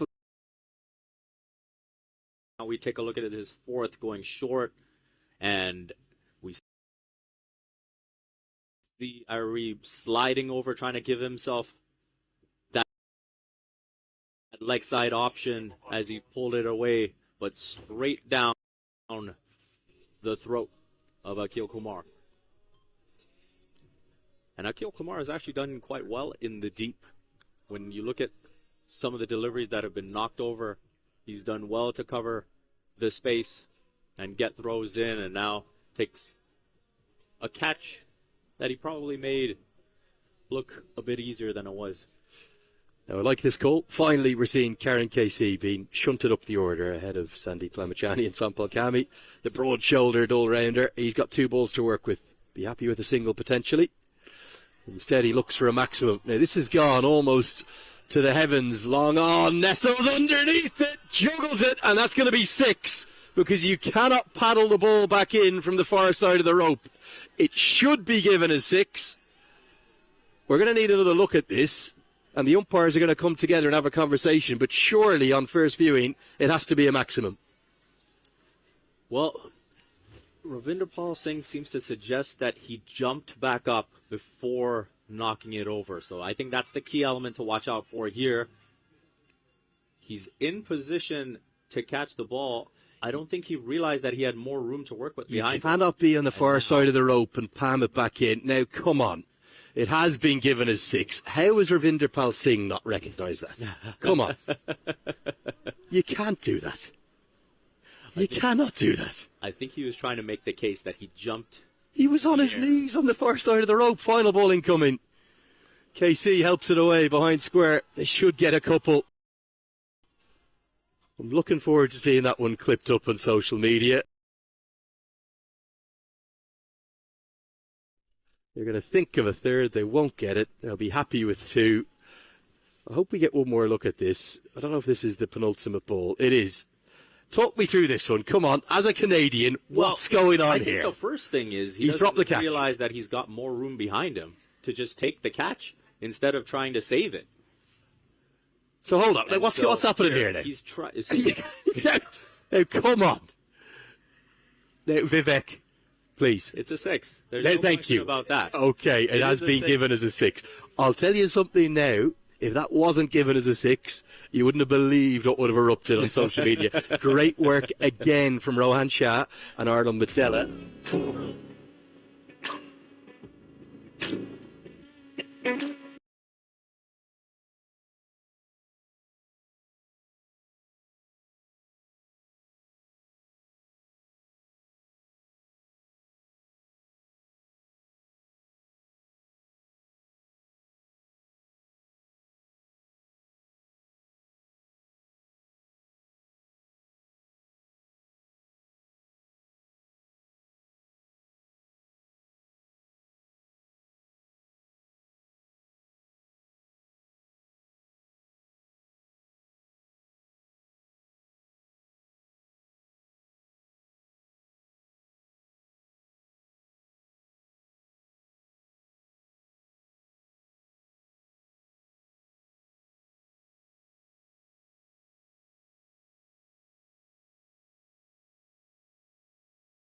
in a T20 game, so we know what he's capable of in terms of keeping things quiet. 4 overs, 1 for 13, tremendous. Just have a quick look at the match summary. There is the state of play. It's going to be 140 that Canada will need to win. And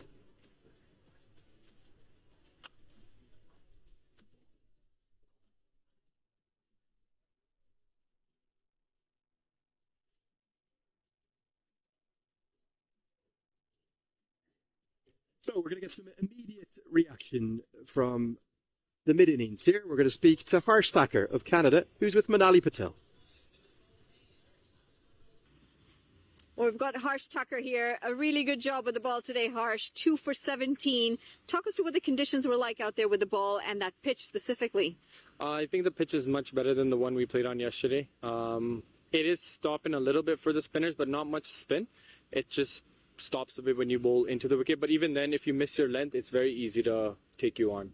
So what does that mean from a batting perspective? You guys are chasing 140 for the win. What does it mean when you come out with the bat? I think 140, I would say like 5-10 below par. We need to obviously bat well on this wicket, get a good start, solid base, and then take the game home. And no Aaron Johnson in the side, which means what does that change in terms of the opening pair for Canada? I think DP and Navi would open, and then we'll see from there. Well, good luck with the chase, and thank you very much. Thank you. That's Harsh Tucker. Thank you, guys.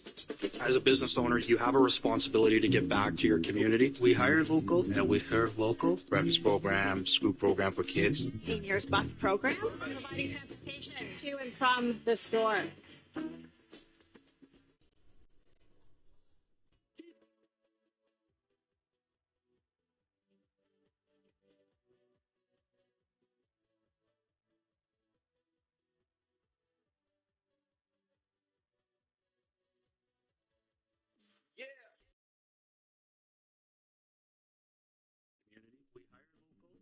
Local breakfast program, school program for kids. Seniors bus program, providing transportation to and from the store.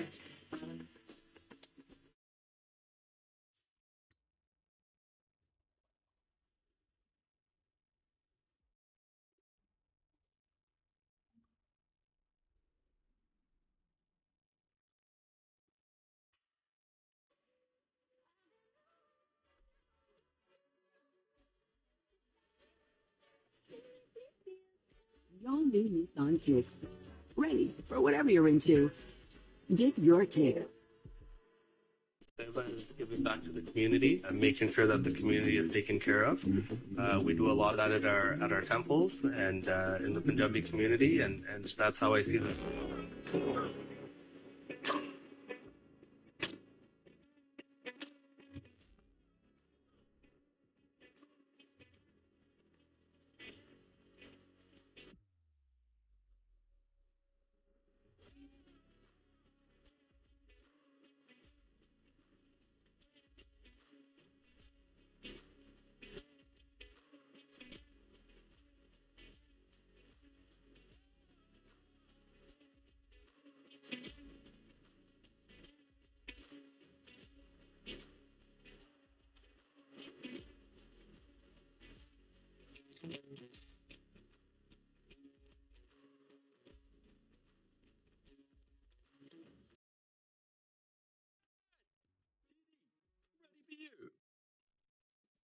Business owner, you have a responsibility to give back to your community. We hire local and we serve local. Breakfast program, school program for kids. Seniors bus program.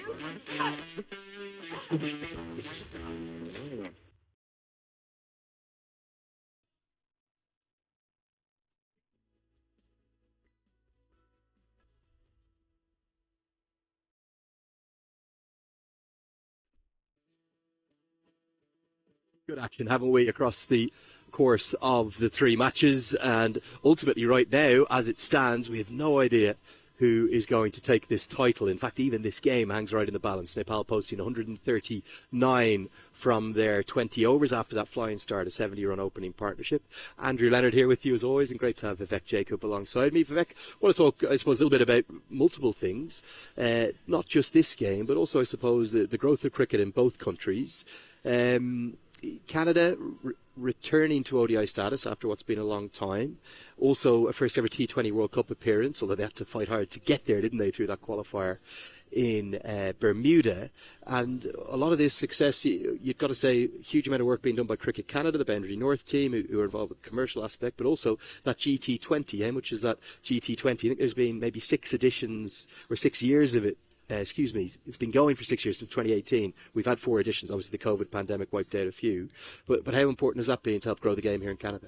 It's been huge, and I think overall, when you look at it, it's the word that stands out to me is just professionalism and just professionalizing the sport. You look at players in this Canada squad now having full-time contracts where they can focus on the game and not have to worry about, do I have to juggle a second job? Things of that nature make such a huge difference. And then you look at the opportunities that these players get now, play in a GT20, go play in other leagues and earn money and just focus on cricket all the time. Is one of the challenges, I suppose, it's very much a pop-up stadium they put in place. It's quite impressive, isn't it, the way they kind of, it's almost a Coliseum feel to it there. Yes. In Brampton. The Toronto Nationals are champions this year. Junaid Siddiqui, player of the series. George Munsey, one of the Associates' best leading run scorer. But I suppose, is there moves now towards, not just in Brampton, but across the country, trying to get more and more permanent facilities? I think that would be the long-term goal, where ideally you can have each franchise have their home base. Ideally, you can get to a situation where you can play night matches. Obviously, you've got a situation where right now you've got to play matches during the day because you don't have the floodlights. You want to encourage fans to come in. If you're playing on a weekday and you're playing midday, it's tough to get the fans in. And so I think those are the long-term goals that you want to aspire to. It certainly is big news as well back in Nepal. The inaugural Nepal Premier League is going to start this year. That's going to be the 30th of November, the Festival of the Himalayas. Got to guide you through some of these team names because they're only literally being announced as we speak. 8 teams that are spreading right the way from the far west of the country. Sudhir Prashim, who is going to have, of course, Dipender Singh Airi is their marquee player across to Karnali, Pokhara, Lumbini, Chitwan, Kathmandu, Janakpur and Biratnagar. Now listen to these team names. They're only just coming out. The fans are loving them. The Biratnagar Kings, like that. Chitwan Rhinos, of course, they've got that incredible national park there that has not just rhinos but tigers as well. The Janakpur Bolts, the Karnali Yaks. Got to be the first franchise team named after a yak. The Kathmandu Gurkhas, embodying that amazing history of the Gurkhas across Nepal. The Lumbini Lions, the Pokhara Avengers, and even now the final team was also named the Sudhir Prashim Royals. So that's going to be great to see. 8 teams, November 30th through to December 21st. Would you suspect there's a couple of Canadian players looking at that going, God, I might get drafted in that? Yeah, why not? And again, it's about having these opportunities to go and play different conditions. You mentioned, with Canada, obviously now we're coming up to the winter, so you've got to find your opportunities to play as much as you can and stay active and stay busy. It's just not the same to have to train indoors. Who would it be if you kind of maybe had to pick 1 or 2 that might kind of be of attraction to some of those Nepal Premier League franchise teams? Would it be Kalim Sana that would stand out? Who else? Kalim Sana, I think, would be fantastic. I think, when you look at the T20 format, all-rounders are all obviously of great appeal. So you look at Asad Bin Zafar, you look at a Harsh Thakur, I think that'd be a lot of appeal there. Maybe Dylan Hayliger with that little bit of extra pace, hits a big ball. Kind of good all-round option. No question about it. And then up at the top, Aaron Johnson, when he's in form. He might be the best in the associate game. Exactly. Surprised to see him left out today? Well, he's been struggling with his form, and maybe there's some things he needs to work on. And sometimes, you get that kick up the behind, and you sharpen up, and all of a sudden you come back in the next match. We know Aaron Johnson has a lot of fire to him, so wouldn't be surprised, the next time he gets an opportunity, he comes back with a point to prove. Yeah, just going to quickly see if we can bring you the cards and guide you through what's happening in this game. We're at the halfway stage, not just of today's match, but also just past the halfway stage of the tournament. It was a flying start, wasn't it? 70-run opening partnership for Anil San and Asif Sheikh in his 50th T20I. They played with great intent. What went wrong for Nepal after that?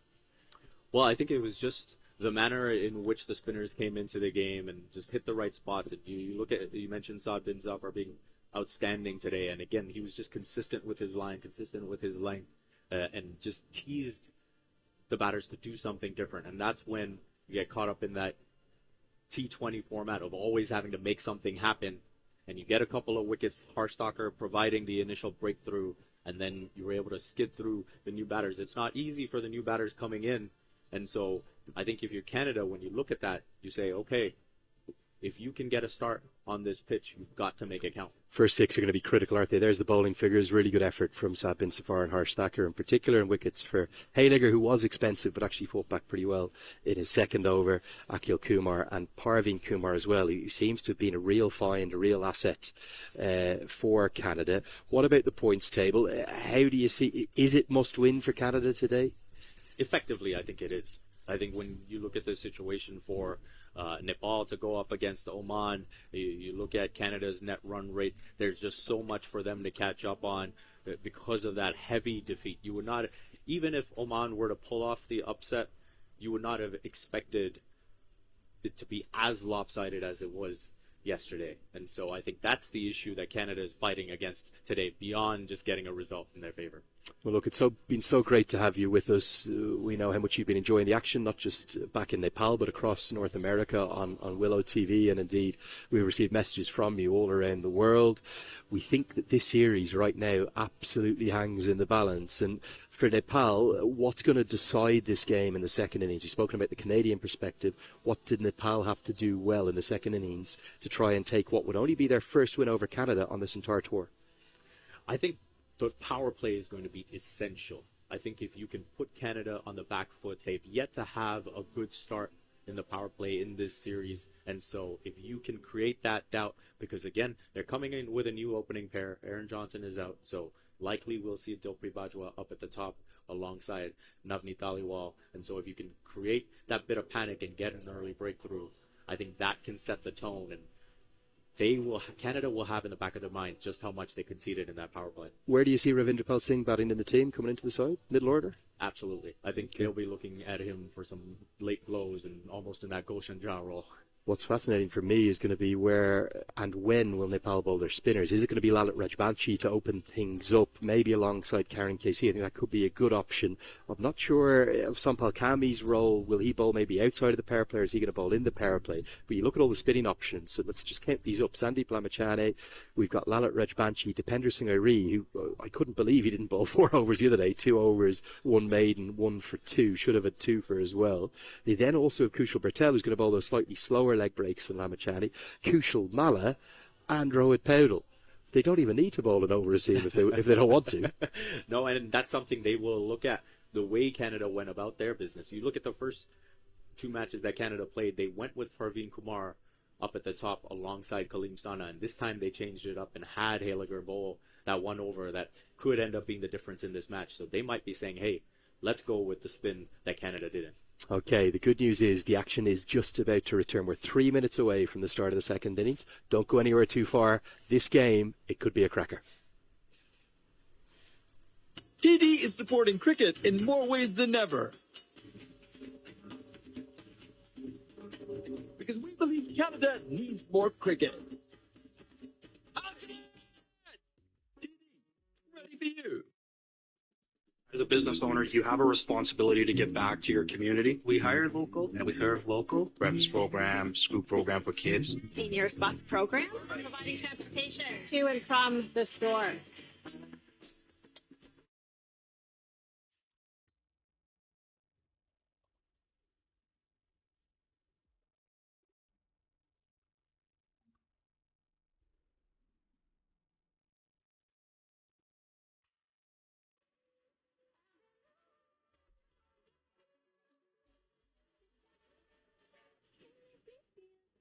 All new Nissan Kicks. Ready for whatever you're into. Get your kicks. Eva is giving back to the community and making sure that the community is taken care of. We do a lot of that at our temples and in the Punjabi community, and that's how I see the store. It's the no-frill thing to do.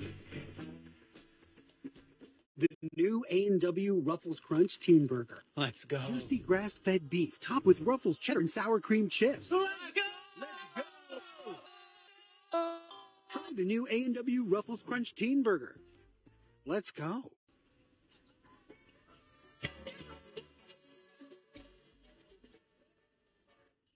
The all-new Nissan Kicks. Ready for whatever you're into. Get your kicks.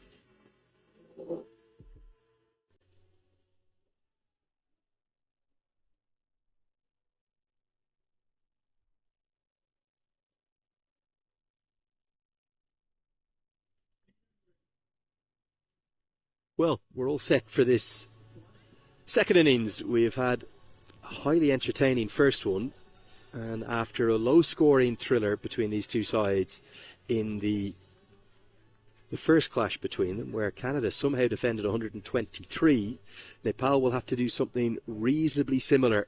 They're going to have to defend their total of 139, but we're playing on a surface that we think is wearing and going to get more and more difficult. Welcome along for the coverage for the second innings. Andrew Leonard here. I've still got Vivek Jacob alongside me. You were right, Vivek. It's going to be Dilpreet Bajwa to open up with Navneet Dhaliwal. Is that the pairing you expected, Jeff? Yeah, no question. I think we saw a bit of Dilpreet Bajwa opening the batting in Canada's tour of the Netherlands when Navneet Dhaliwal was unavailable due to injury. And so no surprise to see Bajwa up at the top. And he's someone that is so clean in his ball striking, won't see much movement, but he's just got such great hand-eye coordination, and he's able to get on top of the ball quite easy. And it's going to be Karen Casey to open the bowling here from the pavilion end. One slip in place. Nepal in a flying start in their power play. Can Canada do the same? Not going to take on Rohit Paudel at mid-off. If you look at that power play there, those first 6 overs, 56 for none, by a distance the best power play of this No Frills T20 Cup. Canada, they've just been a bit shy with their opening pairings, haven't they? No question about it, and that's where you felt like something had to give coming into this crunch game, where it's effectively a must-win for Canada, and ends up being Aaron Johnson who misses out. And so Dilpreet Bajwa getting this opportunity to move up a slot from number 3 to number 1 here.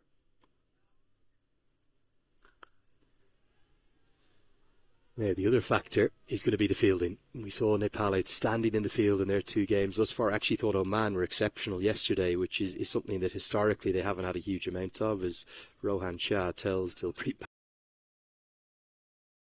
Bajwa off for running straight down the wicket. You would think that we obviously saw Bajwa run out in rather farcical circumstances yesterday. You'd think that Nepal's fielders will be alive, that there could be chances on offer. No question about it. And when you look at bowling sides that have been effective so far in this series, the support they've received in the field has been instrumental. We've seen Nepal have really good moments in the field. When Canada was able to get their lone win, they had some outstanding catches. And now yesterday we saw Oman be tremendous in the field in picking up their win.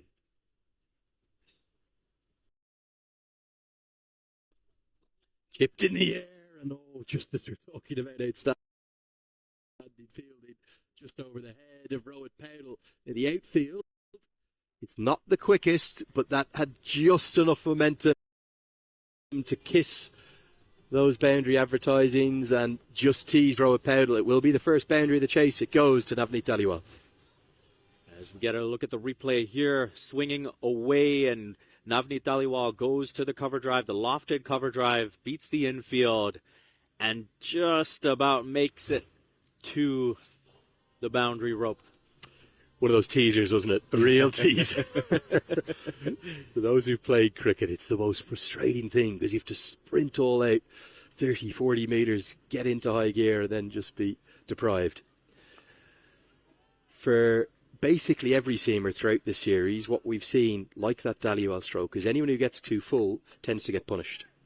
No question about it. And we saw there, actually, the lack of movement worked in the bowler's favor, where you saw one swinging away and you could see Dhaliwal get after it and go over cover. And now as that one didn't shape away, Dhaliwal just a bit more cautious in judging the movement.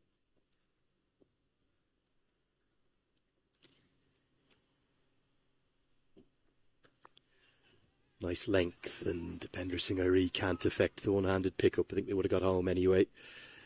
You can certainly tell that Nepal know that it's crunch time. This is probably potentially where the champion of the No Frills T20 Cup is going to be decided today, this afternoon. And it's going to be margins. It's going to be little margins. We talked about the need for Nepal to be great in the field.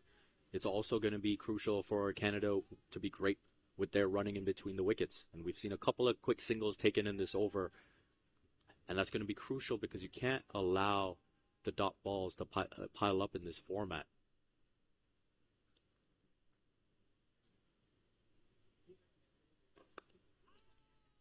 Now, this is the chance. Direct hit, I think, would have been gone, but instead it's going to be 5. Lamachani was almost coming in to try and take the stumps off instead of backing up deep at mid-on. Direct hit for me would have been out, and the umpire will signal 5 to the total. And we just mentioned the margins, fielding versus running in between the wickets. They charge off for the single there, and the throw comes in. Boy, that would have been tight, and he would have just been home. Really well done, but the bounce you can see catching Sandeep Lamachani off guard. Canada 11 for no loss after the first over.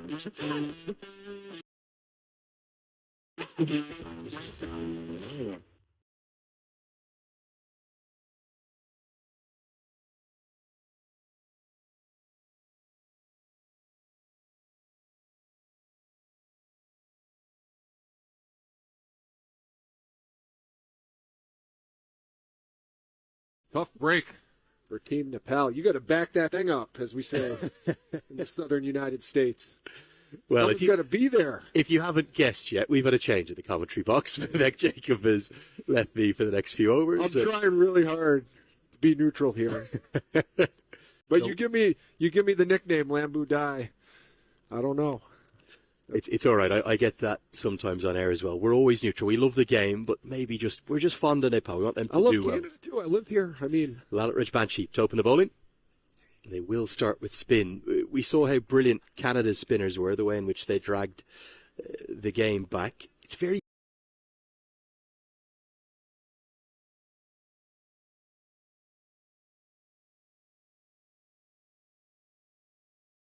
we call a knuckleballer. But they'll still be able to bowl a fastball, probably, won't they? Not really. They're kind of just throw it nice and slow, but it's a knuckleball. The ball has no spin, so it's very unpredictable. But there's only been like a handful in the history of baseball, so it's very rare. It's one of the things I love about cricket. Obviously, I was a spin bowler myself, and it's kind of that.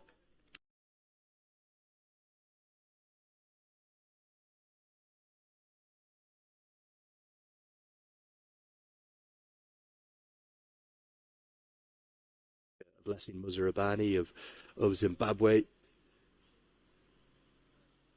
or you can be a little short spinner like Dipender Singh Airi.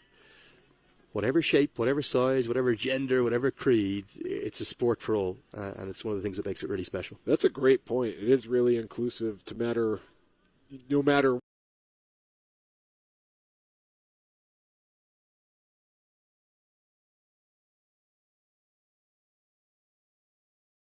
Bowlers of all time, Mitchell Santner of New Zealand too. They used to bowl in their specs. Did you wear like rec specs, like the goggles? No, just the same ones.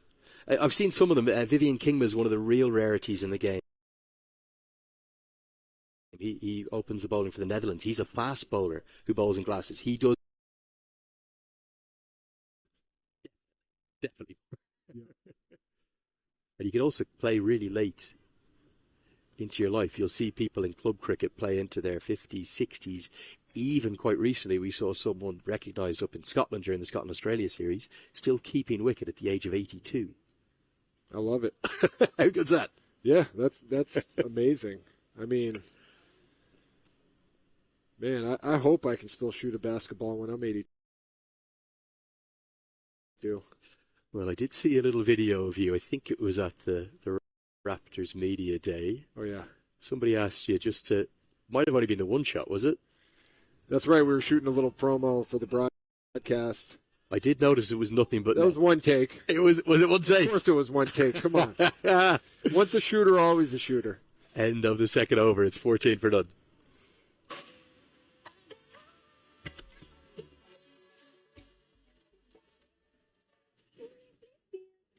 All new Nissan Kicks. Ready for whatever you're into. Get your kicks.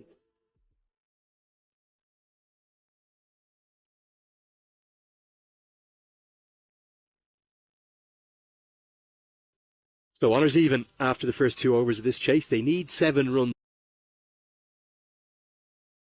required per over. Exactly. That's what they've got. They need to stay at that pace. Shaping up for another barn burner. The first time these two teams met, came down to the wire. Classic ending.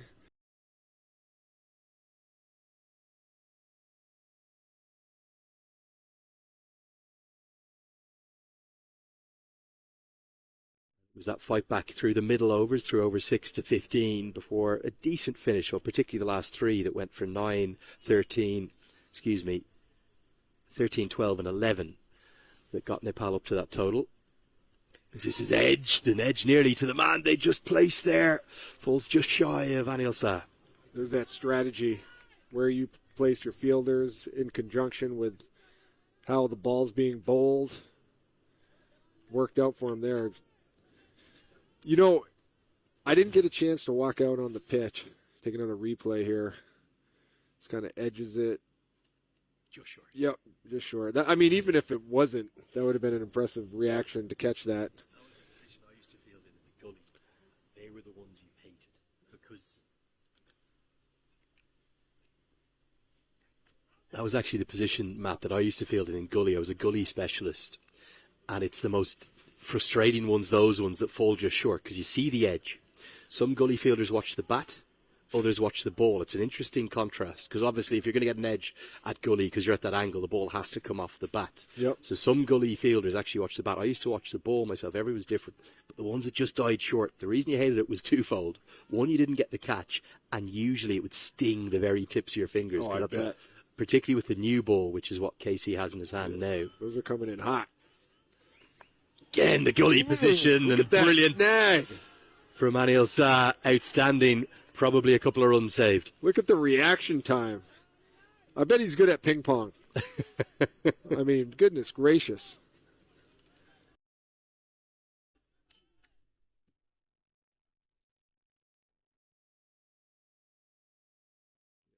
Every run is going to count. This.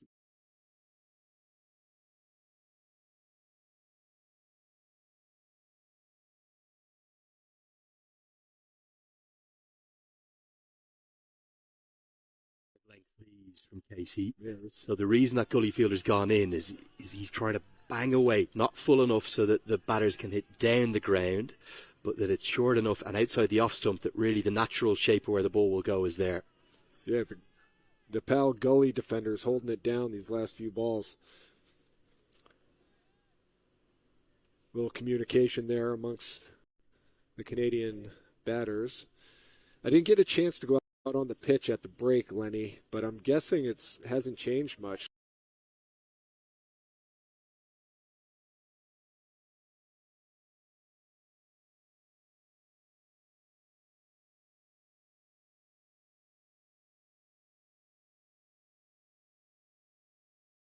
At this point, that ball's absorbed a lot of that moisture and is weighing more than normal, right? Not this early. So obviously you'll take a new ball for the second innings as well. Oh, okay. Yeah, so it's always a new ball for both innings. I thought it was one ball. No. Match. That would be a huge disadvantage. Yeah, I know. I'm aware, yeah. Team, yeah. So no, the new ball is taken, and one of the things definitely the fielding side will try and do is they will try and keep it up. If you notice, if you actually just watch the ball now in between this over, so because there's only one ball in the T20I, Nepal will be making sure it's going nowhere near the ground. So even here, watch. Goes straight to Anil Shah, and he'll get it nice and airborne over to Rohit Paudel. Paudel will get it across to Gulshan Jah. And often, particularly if you're one of the younger guys in the team, and one of the older guys throws you a new ball and you drop it. You're in trouble. You get the scowl. Yep. The scowl coming at you. Be a pro.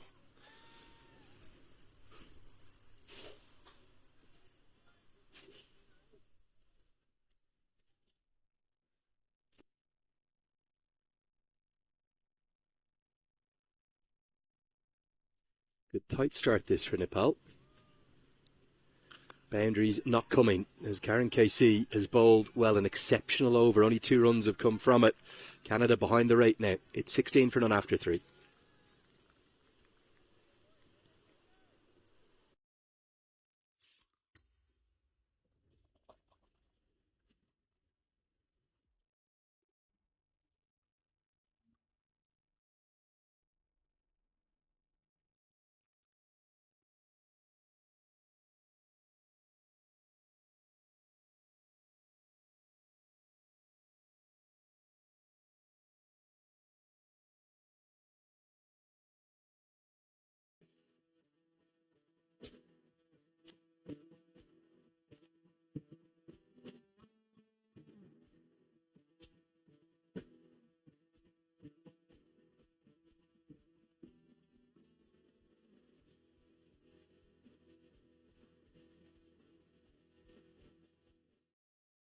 Run rate into play. Every over with less than 7 from it, that required run rate will rise.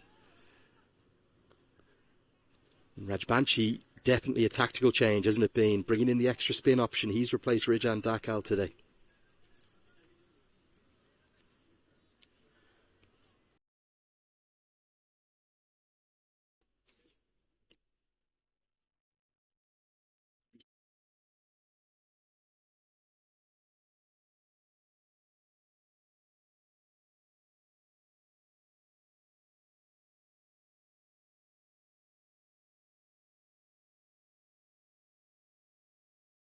Tried the direct hit, but wasn't able to implement it. Is that again something you do have in baseball in terms of you called it a throwing error, which I think is a really good description. Right. Ends up as 5 runs to the total. Yeah, if someone gets you overthrow it trying to get someone out, you can absolutely keep running around the bases. That's quite rare though in baseball, correct? Yeah, I mean, maybe once a game. And you were telling me earlier when you played baseball, I know obviously better known as a basketball, you played a lot of baseball younger. You were a pitcher. That was my specialty. I played pitcher and first base. I was a decent hitter, but I was a really good pitcher. What was your average, like back in high school? In the 200s? Oh, no, I stopped playing by high school. But you stopped playing by high school? Okay, yeah. Going into high school is when I played soccer, and we went 0-18. Oh, I heard that the 0 other day. wins, 18 losses, and that was a wrap. What was the heaviest defeat again? 16-0 against Hooksett. That'll build character. It will. You know, you gotta. It's not how many times you fall down. It's if you pick yourself back up. I picked myself back up and carried myself to the basketball court, where that would never happen.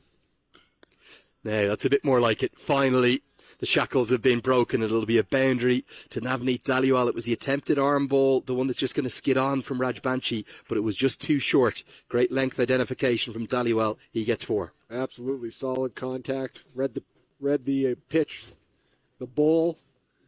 Take a look. Boom. We call that getting the lid off the hoop in basketball. If you're in a slump, you haven't really gotten anything going. It's like someone put a lid over the basket and nothing's going in. And then once you finally hit a 3, you say you got the lid off the hoop. Yeah, I'm just going to show you as we get to the end of the 4th. Score 23 for none. Just going to show you the different grips that we have here.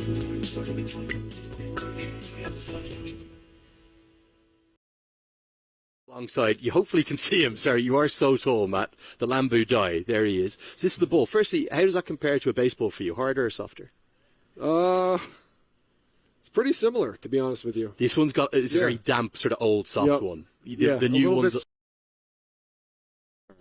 And get it to swing or seam in, come in with the ball. But his stock delivery will be that one that goes that way. I can do it better with my right hand because I'm right-handed.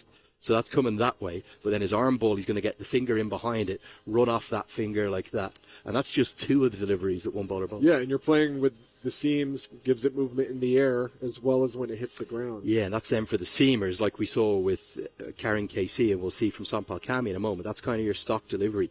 But again, I was explaining to you, this is a very old kind of wet ball. What they'll try and do is keep the ball dry, and then you saw it earlier, they shine it up, don't they? Or you can shine it on any part. Like an apple. Keep that part smooth, and then the air will travel faster over that side, and then it will naturally swing one way or the other. And again, there'll be just a slight angle that the bowler will bowl at, whether he's looking to bowl in swing or away swing. Lots of skills. And then you're working with your position or in defense, the defensive positions around that. That's right? exactly Try it. to influence where the batter's going to hit it. Are we going to see some wickets for Nepal here? We'll see. I mean, as long as they can keep Canada in check.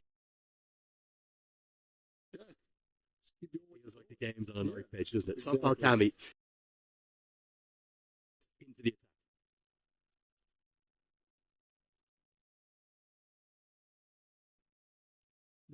persisting with this slightly strange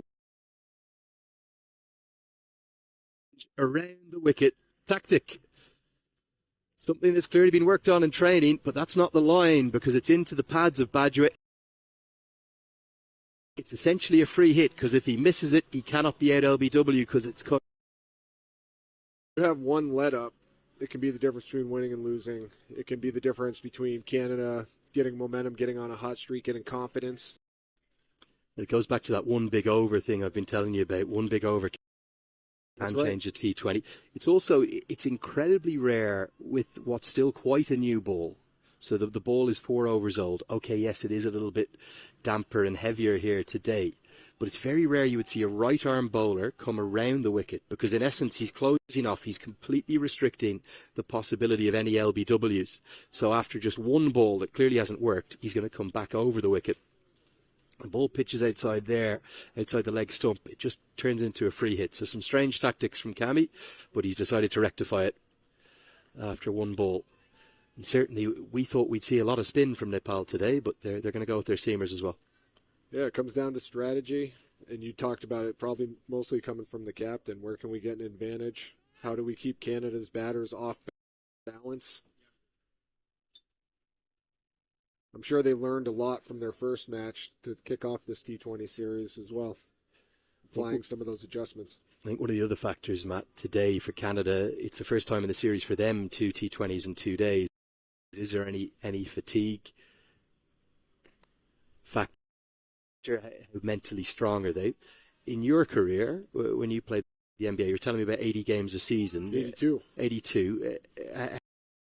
What was the typical week? Did you sometimes of 2 games in 2, 3 and 3? Not 3 and 3, but back-to-backs you would have. Maybe 4 and 6 as well. You could have back-to-back, day off, back-to-back. There was one season we had a lockout, right? Like a labor. Yes, yeah.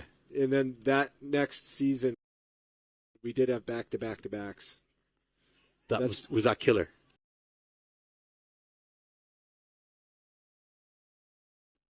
Yeah, it was. I actually liked it. You're sadistic. Your adoration of the sport. Look, there's 2 sides to it. There's the physical side, like you mentioned. Maybe Canada's physically tired playing 2 in a row, but mentally, you don't overthink anything because you can't. You don't have the time to prepare and overthink about who you're playing, who you're matched up with. So you just go out and play, and you have less expectations. There's less pressure when you on the second leg of.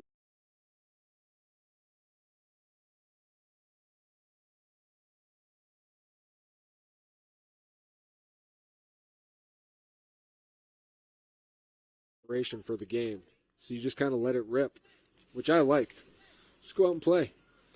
Yeah, certainly. I suppose you train to play, don't you? And sometimes there's no better learning than actually playing. Yeah, and also on back-to-backs, we wouldn't do walk through the morning of the game. We wouldn't really do film like we normally would to break down the game before because there's just not time. So from a player standpoint, I don't know. I liked it. On the pull shot, but hurried for pace. Akambi battles back really well after conceding that boundary from the first ball. It's 29 for done.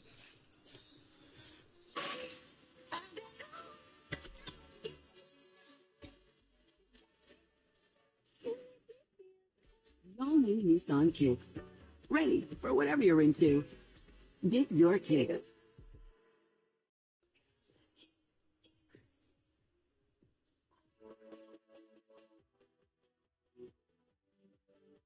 It's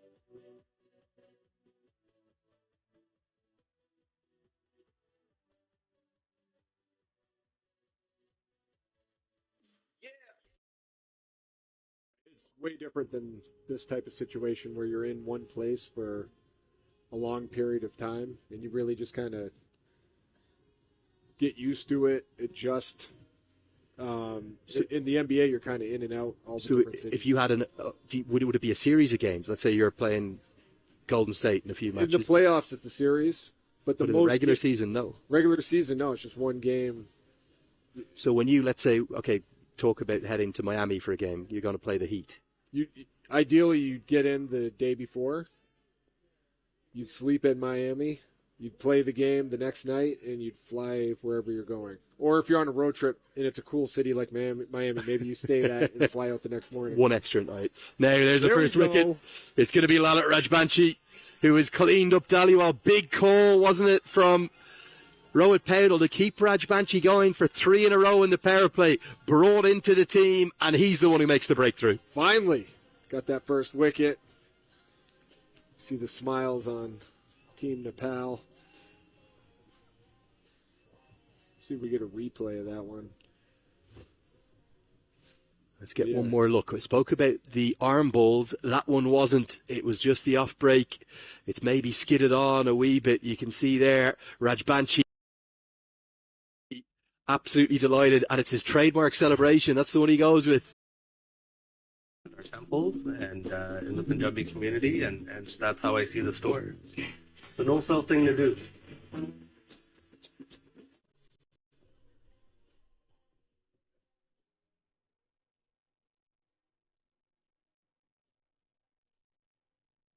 Yeah, but I always tell people, don't feel bad for NBA players traveling, because you fly on a chartered private jet that's like pimped out. I was going to say, surely with the height of the majority of the players, you're not sitting in economy, are you? You're not going through the terminal either. You're parking on the runway next to the plane, walking 20 feet onto the plane, landing, walking 20 feet onto a bus, going to like the Four Seasons. First slip comes into place, as it will be Harsh Thacker promoted up the order to number 3. Nepal will feel as though they've just maybe edged ahead in this game, and you can't do that. The umpires are going to have a word about that one. Throw from Mala's come in and bounced 5 or 6 times. He's trying to rough that ball up, trying to soften it now because he thinks the movement's gone. And a harsh word from the square leg umpire Rowan Shah. One bounce is okay. You can't just throw it into the muck.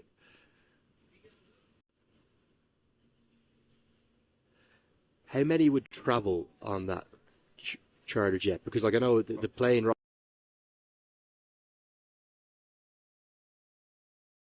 what would be 10 or 12 on a game day? The NBA's changed a lot in that regard. Yeah, it used to be 12 to 15.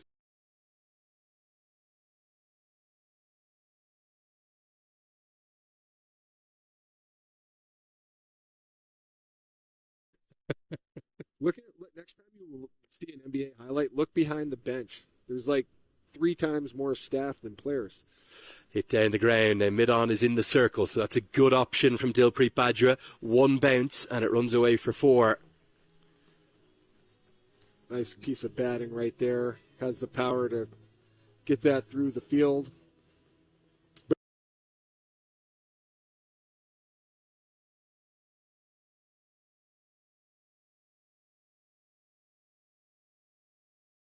How many people work for NBA teams now? Yeah, the professionalism of all modern sports, quite remarkable. Rajbanshi checks his length back.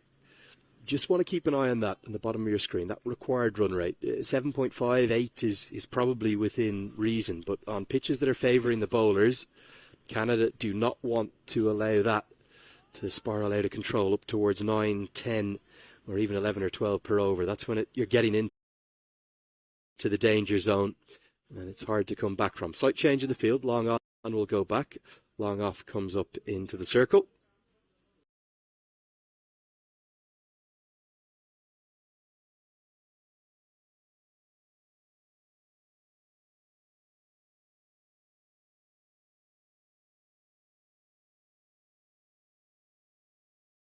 It's a bit of work. Don't test that arm. Stick to being bold. Teach him a lesson. We'll get one more look. Badger wanted the single, but there was no interest at all from Harsh Thacker, rightly so. So the dive got him home.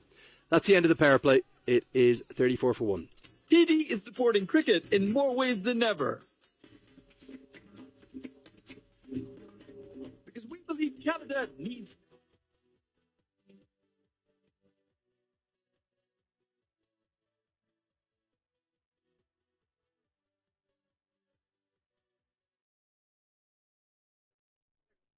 Well, 30 for 1, 6 overs gone. End of the power play here.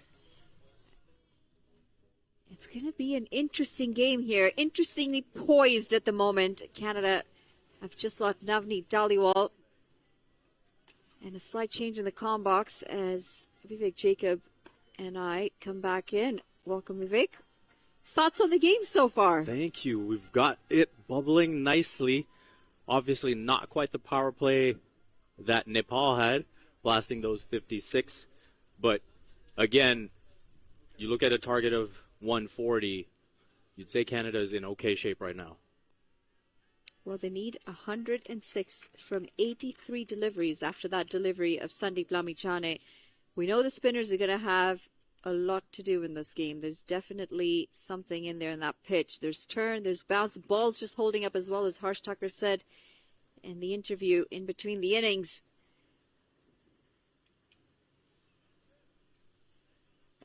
It goes straight down the ground, and this is going to be 4 runs. 1 bounce into the sight screen. Harsh Thacker taking on Sandeep Lamichhane in good style. And you need that aggression. It's good to see Harsh Thacker here at number 3. He'll be looking to shepherd this chase for Canada and looking to maintain that momentum. Currently going at 6 and over. Tossed up from Lamichhane, and Thacker getting on the front foot, able to send it straight back past the bowler's head for 4.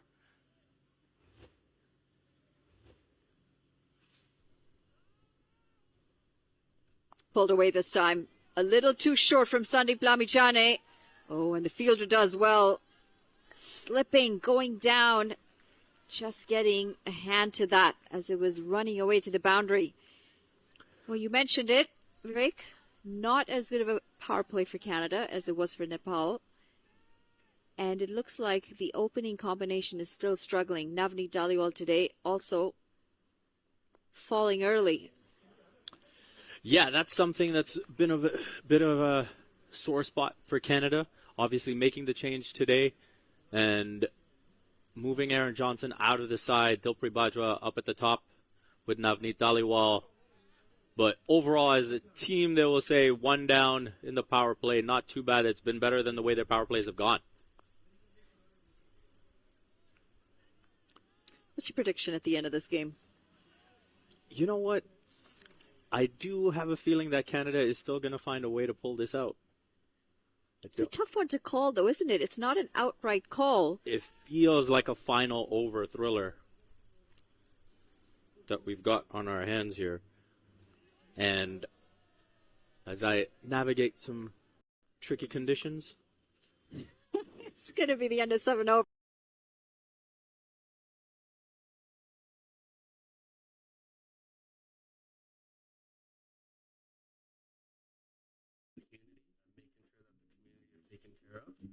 We do a lot of that at our temples and in the Punjabi community, and that's how I see the store. It's a no-fail thing to do.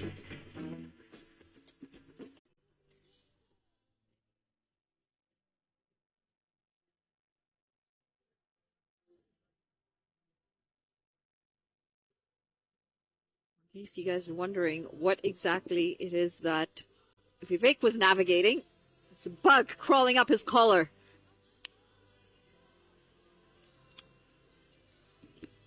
You never know at a cricket field, right? What you're being attacked with. No. Bit of a googly. I appreciate your help in helping me navigate that. Didn't even know it was on me. You know, Vivek. Didn't even know it was on me until Team player. I hate you bugs, saw a ghost but for a minute. That summarizes just how much I hate bugs. Well, it's definitely not bug spray that Dilpreet Bajwa was getting on his hands right now. Seems to have some sort of issue. It's Lalit Rajbanshi coming in for his final over, 1 for 15. And he'd love to pick up another wicket or two here before he's done with his job with the ball. And just getting thrown straight into the deep end.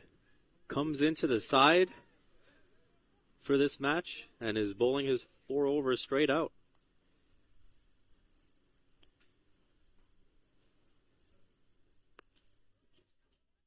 I think the other thing to watch throughout this innings is that required run rate. Canada oftentimes are very slow with their starts, especially with the openers. Both, well, one opener is still out there in Dilpreet Bajwa, but having lost Navneet Dhaliwal early, he's a bit slow to get started as well, isn't he?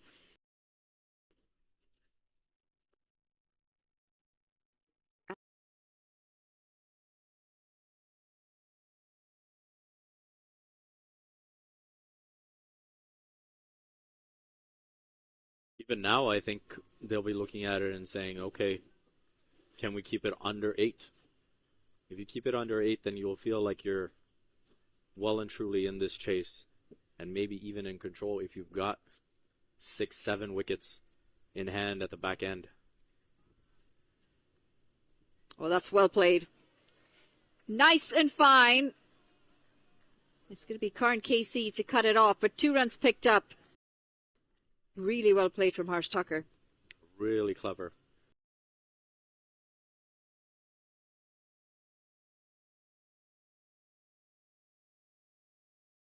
Staying well balanced.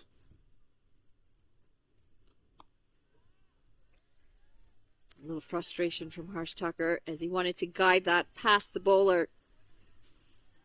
That was short enough. Got to get at least a run or 2 there. Definitely plenty of reason to be frustrated with that for Harsh.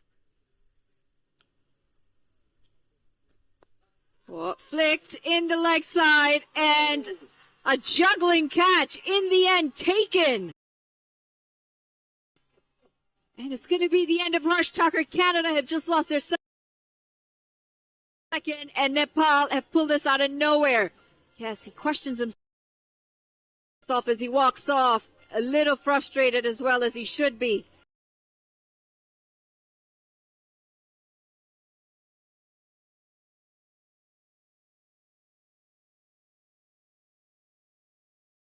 But gets nowhere near the connection he needed, and it goes straight to long on, and just about hanging on in the end was Anil Shah at long on. Sticks his tongue out because he knows that was a bad one that he could have messed up. There's a juggling.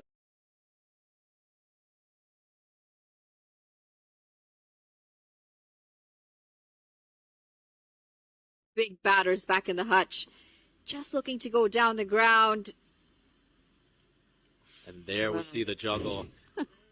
Hand on head, but he still gets the wicket. Harsh Tucker, you can see him cursing himself, so frustrated with that manner of dismissal. I think he's saying to Sam, come on, why did you not drop that? You juggled it a couple of times. All you had to do was let go of it. No, that's such a tame dismissal for Harsh Tucker. He'll be so disappointed with that. And now we've got the captain coming in, Nicholas Curtin.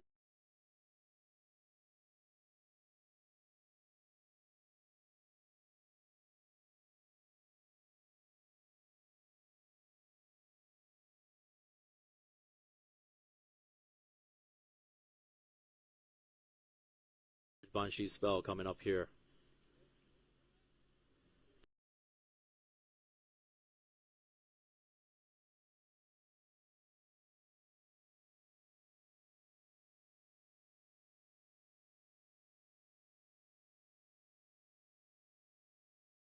The new A&W Ruffles Crunch Teen Burger. Let's go. Juicy grass-fed beef topped with Ruffles cheddar and sour cream chips. Let's go!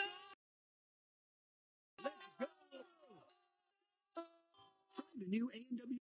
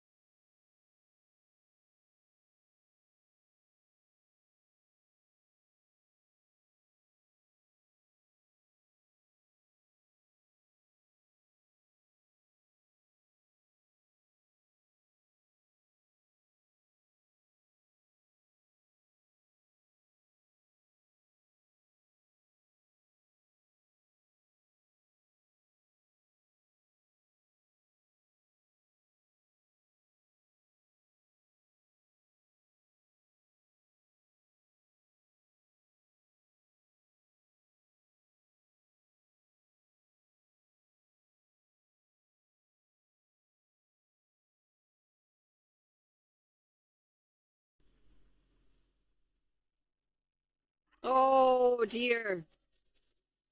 It's all happening out there. That is definitely a missed opportunity. Going down the leg side. Bit surprised there's no wide called. Seems to have got a bit of the pad.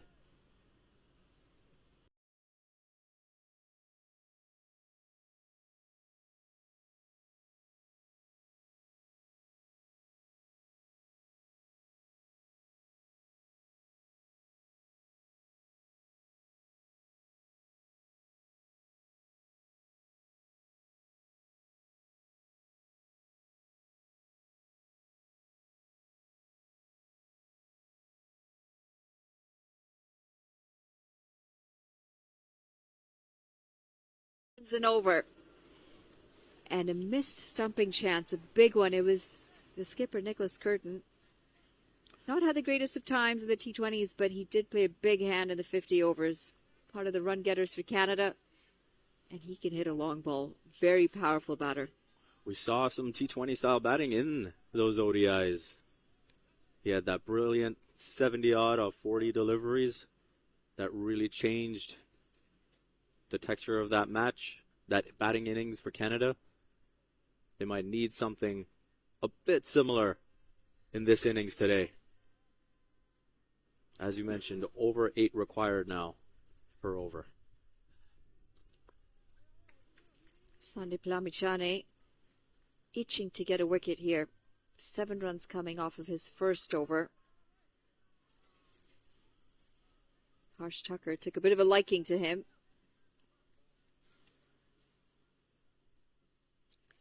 Yeah, we did see that drive straight down the ground. Now we'll see how Curtin responds here. Well, this is flighted. And it's going to be a big one. 6 runs over the sight screen. A little bit of flight on offer from Sandeep Lamichhane. and Dilpreet Bajwa's on it in a flash. Correction, Nick Curtin is on it in a flash.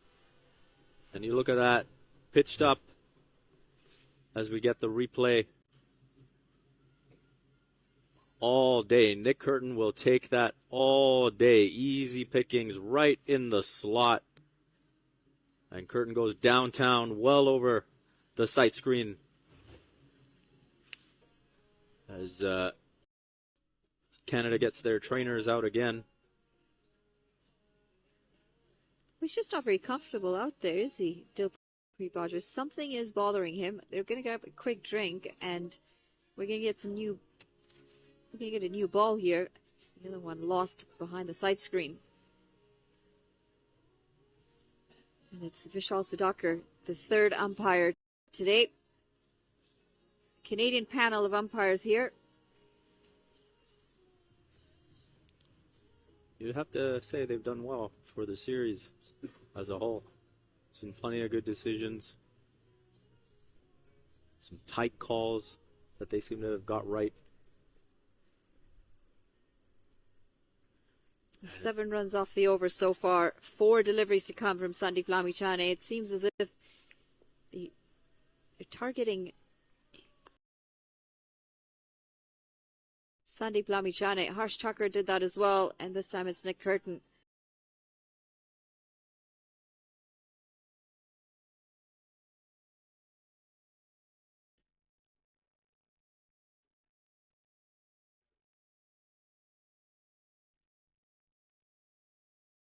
Huddle doing well to limit that to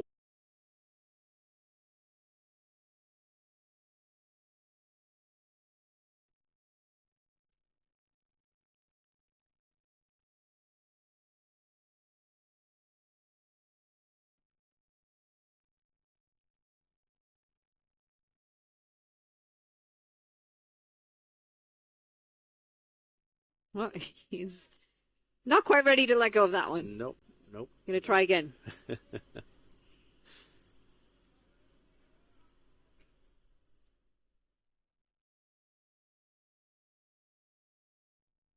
it again.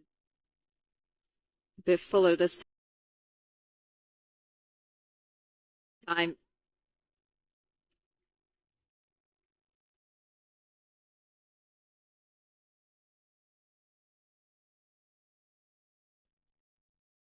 It should just be the single. The singles are coming regularly. However, this is a different version of Dilpreet Bajwa that we're seeing here. Normally very aggressive at the top. Likes to take on the bowlers. You certainly won't find him at that sort of strike rate very often. Just goes to show the conditions aren't the easiest.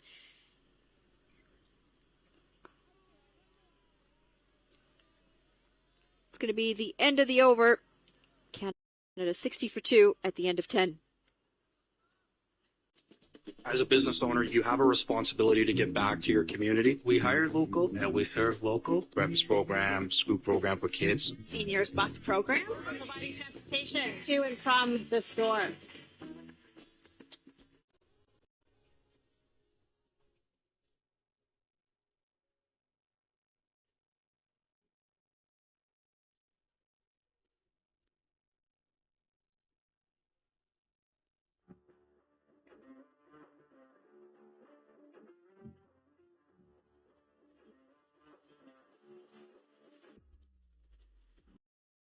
Look at the standings. Nepal at the top by a margin. Each of the teams have picked up a win. Each of them have picked up a loss. So this game's going to decide who is going to sit in that first place at the end of it. Nepal will want to try and continue the momentum that they've picked up in this T20 series after a very difficult time in the 50 overs. 139 with the bat today. They had a really good start between both openers, Anil Shah and Asif Sheikh. The bowlers did well for Canada, spinners in particular, just pulling that momentum back, keeping the game in check. Canada currently 60 for 2. And a partnership is just starting to form. 15 off 13, Dilpreet Bajwa and Nick Curtin together. And this is an important partnership, having lost 2 batters up at the top in Navneet Dhaliwal and Harsh Thakur.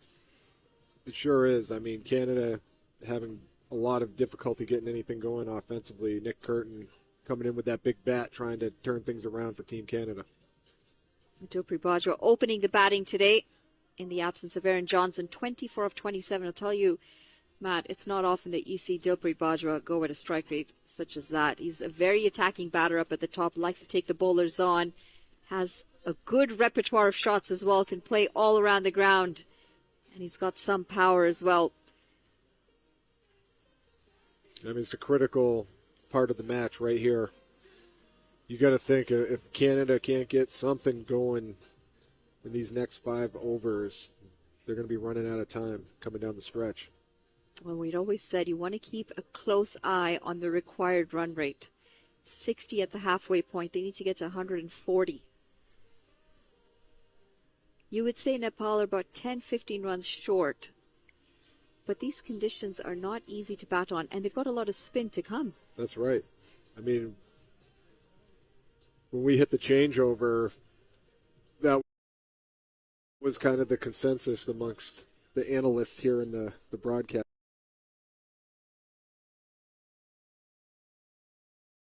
Was like, you know, that's 10-15 runs short. But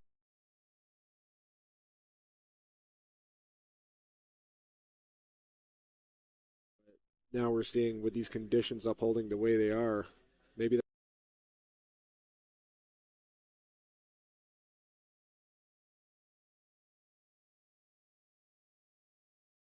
does. Going yard. Up, or, you know, really getting things going, turning things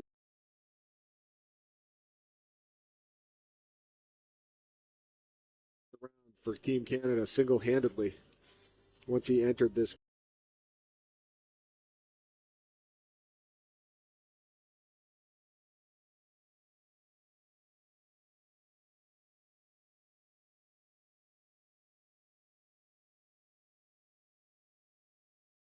Able to hit a bowler for a boundary first up in the over, automatically they're under so much pressure. You've just gone for 6 runs.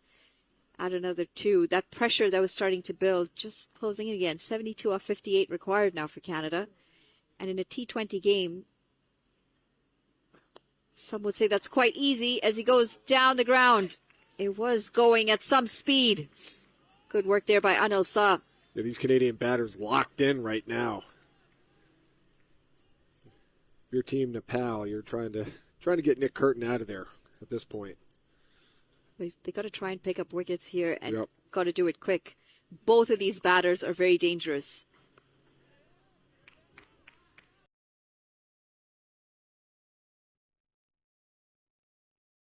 Into the gap again. Dilpreet Bajwa will pick up a single.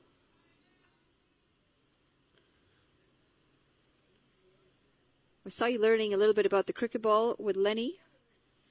Some swing, some spin. A lot of intricacies with that ball. Yeah, and it's crazy to me how much it changes throughout the match.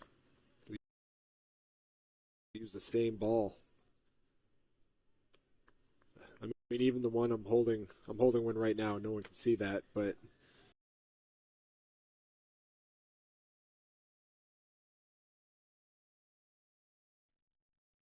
there are, I don't know, dents in it. 11 overs gone, 71 for 2. The new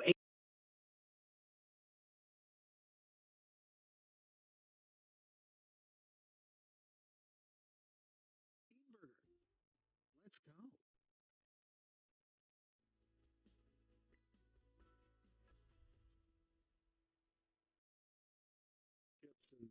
I guess the paint that's on the outside, the dye. Well, this ball's been through the ringers because we were using it for our little cricket game here on the side. Yeah, Wet conditions. It wasn't from our cricket game that it went through the ringer. I can assure you of that. Everything around us went through the ringer. Dented that plastic thing over there. Oh, there's a hole in it. Forget the dent. There's an actual hole in it. It wasn't me.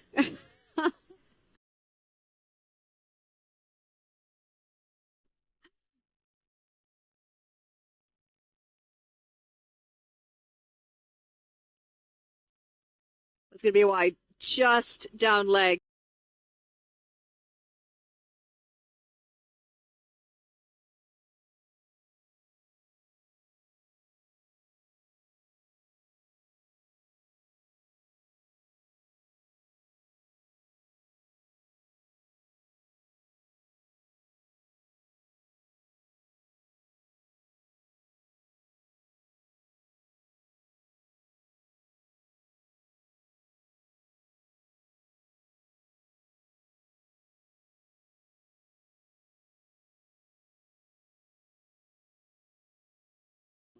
Great piece of hitting.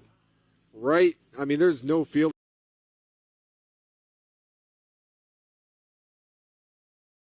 Anywhere near there. Perfect placement. When Sampal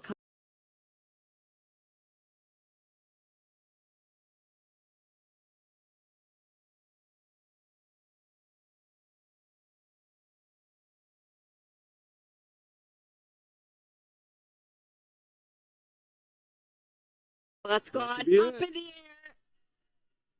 Got him. And it's Colin Casey, two fielders running.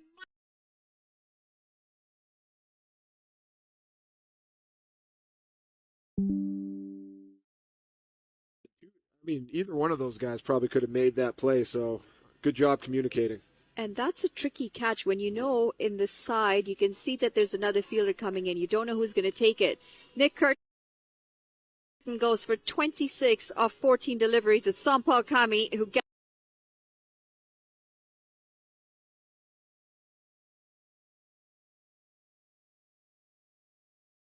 Yeah. And well judged in the end. That's why communication is so important.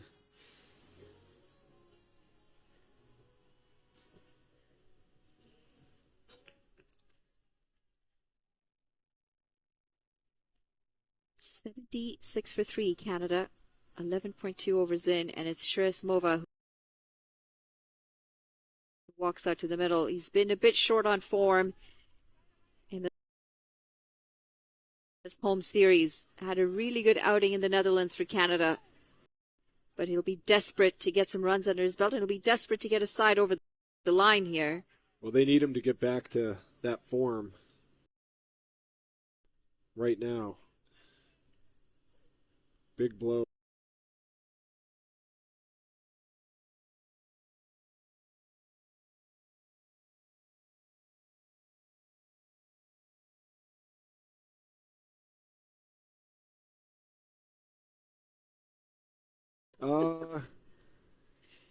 I think it's different for different people. For me, I would go back at night and get a bunch of extra shots.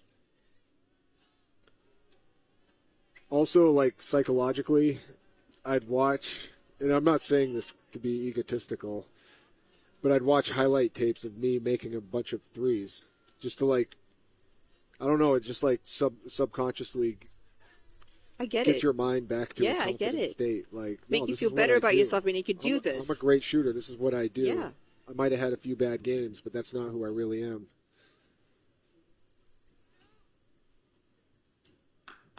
Pulled away. Sometimes you just got to see the ball go through the hoop, and I'm sure if you're batting. Oh, this is a got tight him. ball. And that's going to be another wicket. Poor judgment of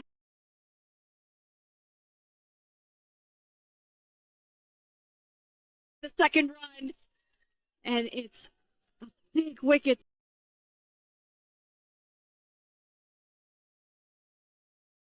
This Dilpreet Singh Bajwa has been run out for the second.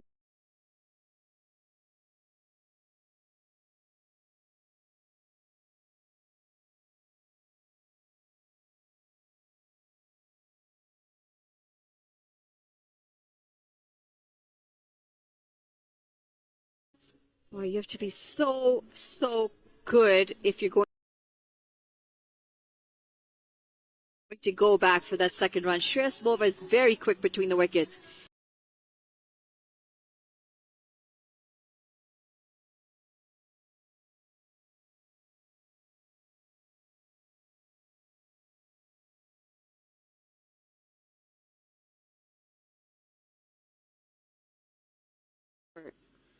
One-handed pickup, fired in, and he was gone by miles. Perfect throw. Yep.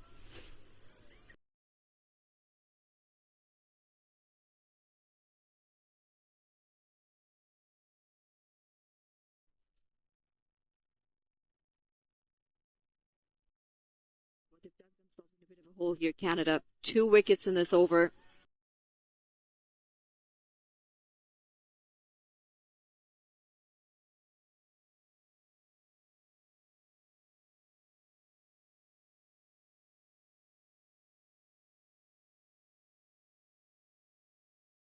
In for this game, first T20 of this series that he's getting under his belt. So he's coming in a bit of a break, which also makes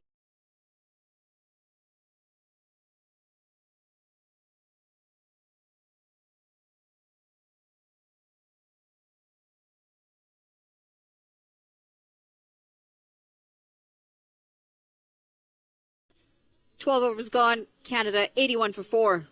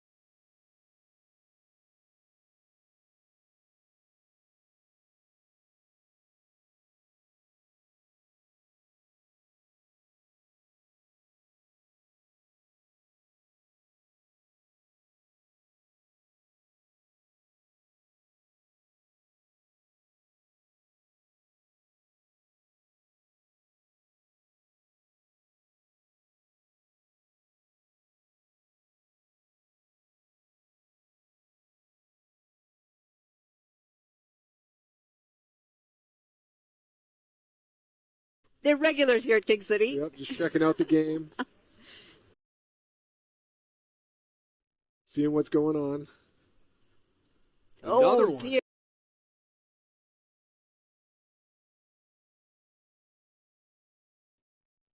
Like this time. Big shout. That was.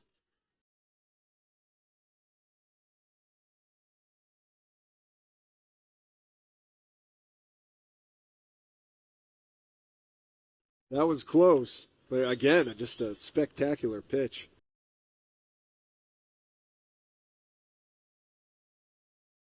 Oh, he's going. Bowl, excuse me.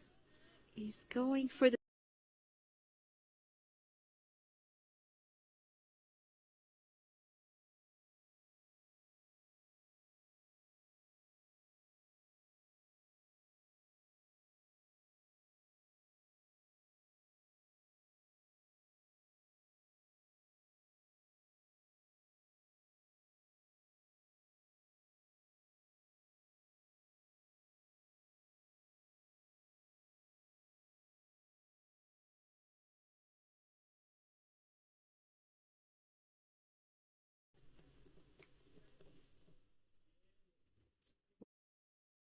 Well, a little frustrated. Sandeep Lamichhane. Sandeep's like, hey, just keep it in front.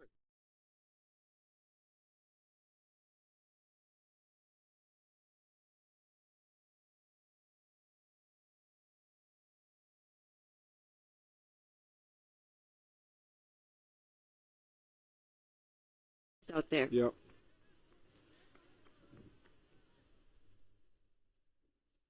He's not picked up a wicket here, and he really would love more than one, I'll tell you that. Yeah. I mean, I just always been more of a conservative player.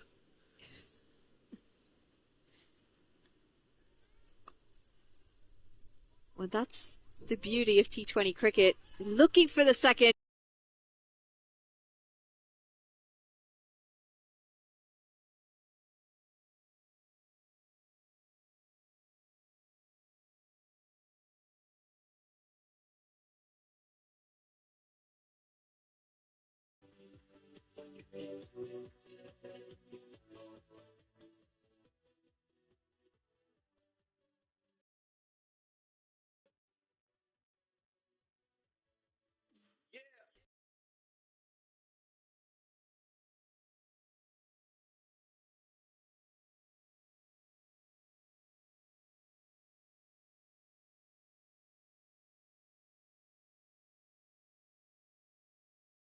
It's preferably both of those two that are out in the middle.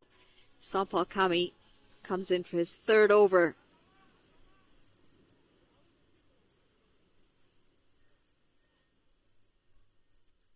Shaping up for a good finish either way.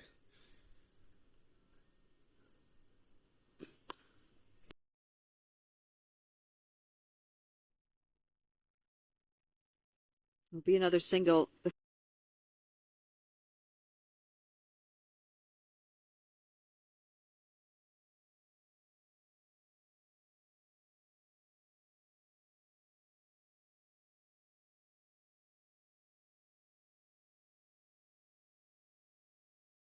position. They still have 6 wickets in hand. They're keeping that required run rate in check. But get a couple of dot balls in there. Just build that pressure a little bit. Yeah. Force the batters into something they don't want to do.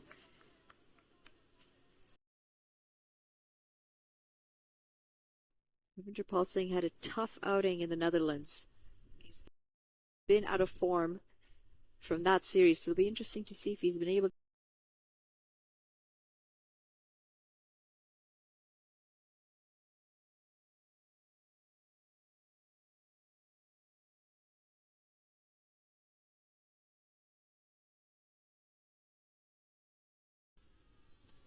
I think he's made his ground. Yeah. Arnold Medella says, not out. How close was this? We're going to have to get a replay on this one. I think he made it too, but it was close. Rohit Patel, the skipper of Nepal. Hands on heads out there. Every run is...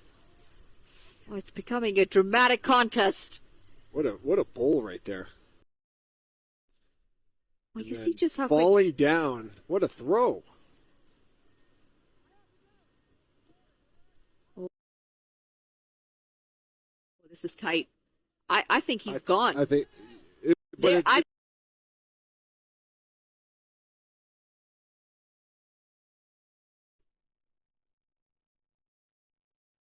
Unfortunately,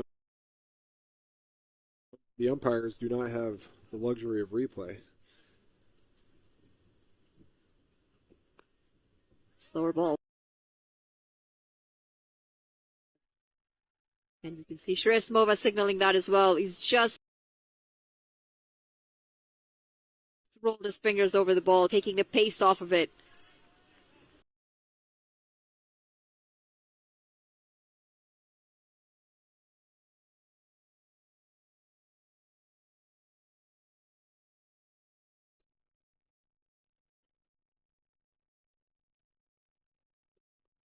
Moving into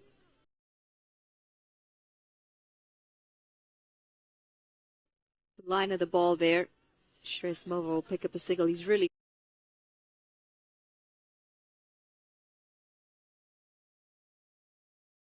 quick between the wickets, isn't he, Shreyas Mova? Just look at how quickly he's taken off the non.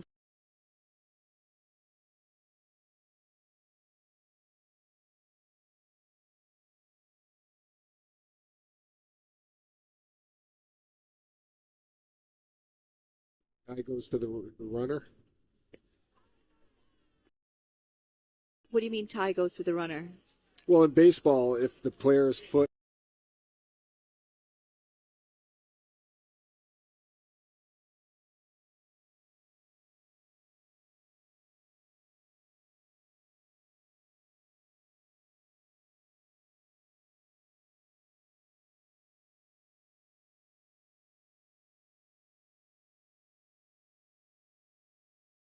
For 4.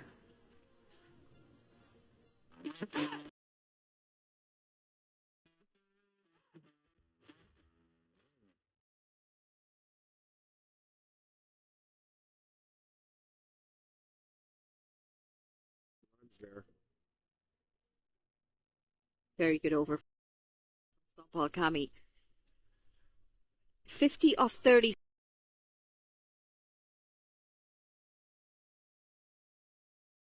Dot balls making a big difference in that last over, and nearly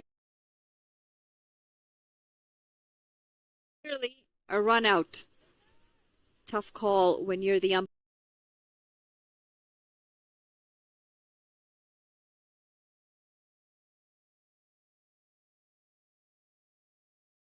The track, a little bit quicker from Sandeep Lavichane. And Asif Sheikh is lightning fast behind the stumps. That's karma right there, Manali. They didn't get the call on the throw, but you know what? Came back. Look at this. Got him. Tried his best to get back. Shreyas Mova just not quick enough. Good glove work this.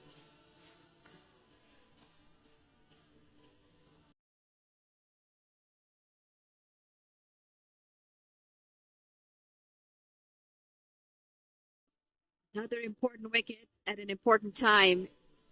Nepal have started to clean things up here. Canada 90 for 5 after 14.1. And it's going to be the big man out there. Dylan Haliger comes out to the middle. Had a tough time with the ball, Dylan Haliger, this morning. 3 sixes off his first over. Never want to feel that way as a pacer. But he's out there with the bat and some distance away from that 140 target. It's amazing how quickly things shift. And it's just the power of wickets. When you chip away with the wickets, it really changes the momentum.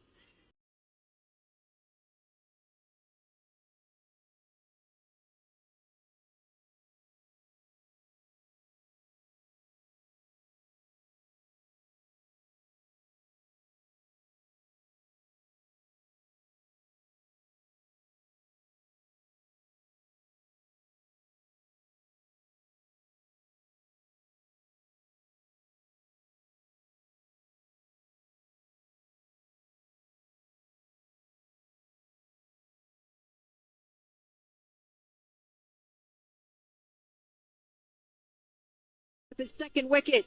You can feel the momentum shifting in this match. Now the crowd's into it.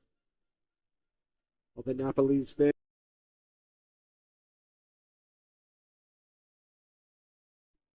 Away from you if you're Team Canada, you know? The curtain comes in. They have all the momentum in the world.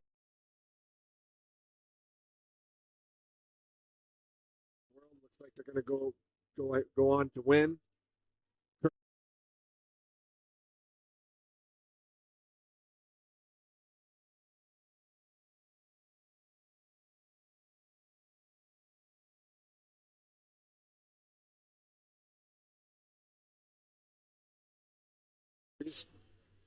It might change again before this match is over. So I'm not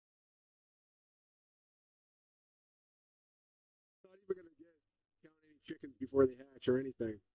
Yeah.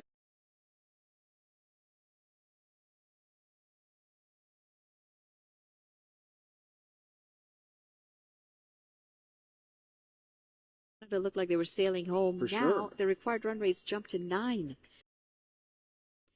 That's a lot in this type with these conditions, this type of match. Saad Zafar coming out to the middle. Sandeep Lamichhane, who had no wickets to his name in this game, has now picked up 2 just in this over. 90 for 6.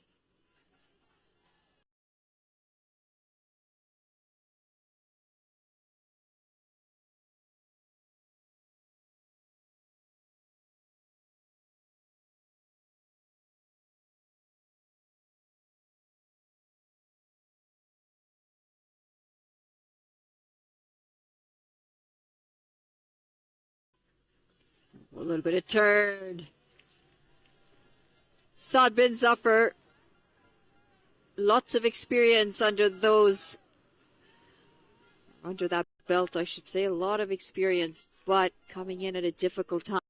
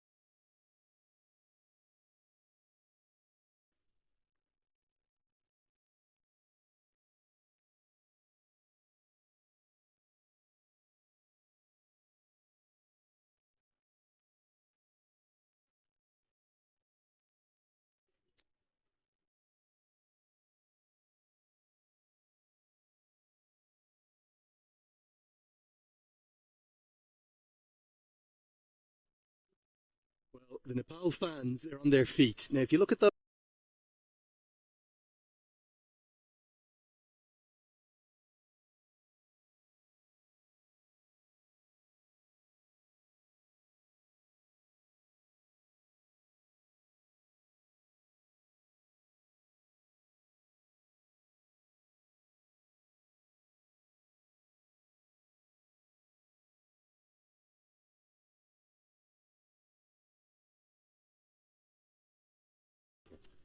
I have a sneaky feeling they like cricket.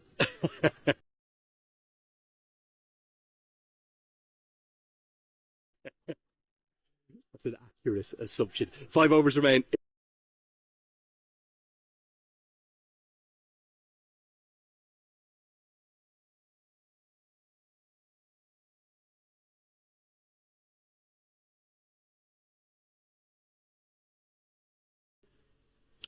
I was a bit surprised to see Dylan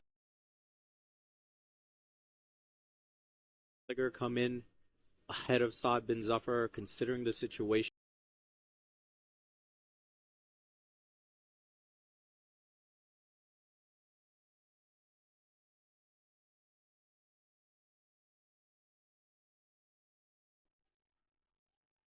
Pulled away, and Saad bin Zafar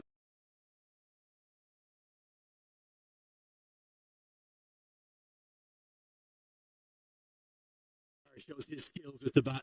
That's a powerful pull stroke. And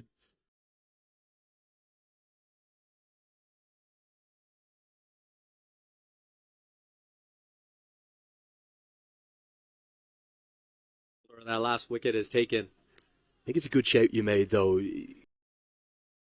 Haylager's power and brilliance at the very tail of an innings is just what you want to utilise, but maybe the particular case actually requires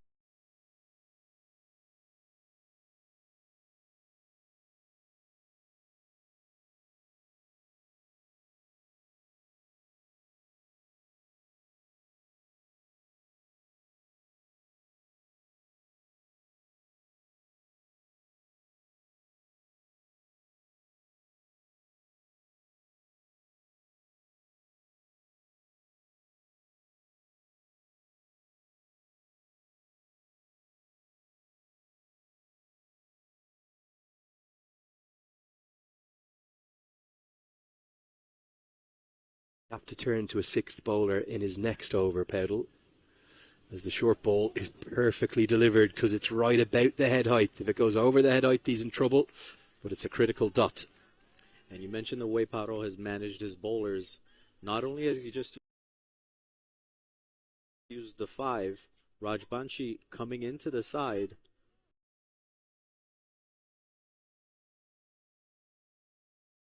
bowled his 4 overs straight up and was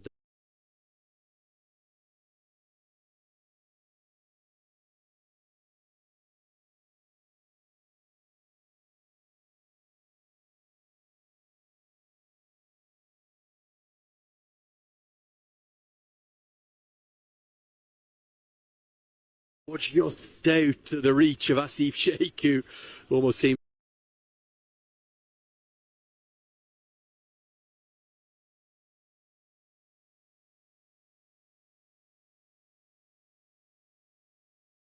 have they made the right decision getting Aaron Johnson out of the team and Ravinder Pal Singh into it?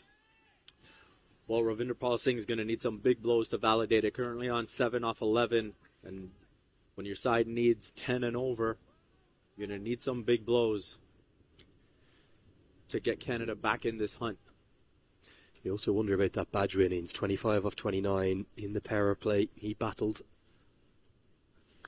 As Casey hits that good hard length, Zafar happy to keep the strike, 16 bowled. Game continues to hang in the balance.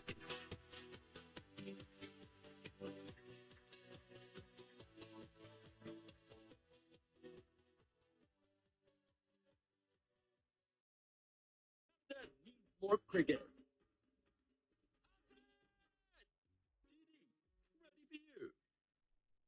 Now, we spoke about how there was 8, if not 9, bowling options in this Nepali side.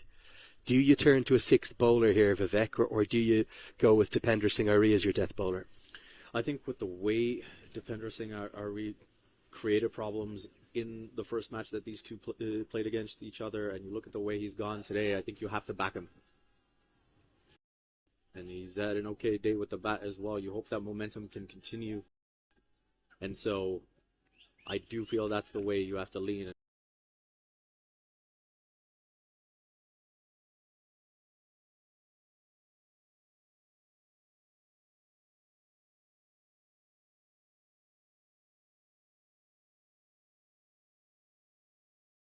out there has just edged that decision. But it means that we're unlikely to see Gulshan Jha today for the first time on this tour with the ball. Yeah, that's going to be a decisive call. And this is, for me, a decisive matchup. We know that Ravinderpal Singh loves to play the slog sweep. Got Airy coming around the wicket. Will it be in his slot?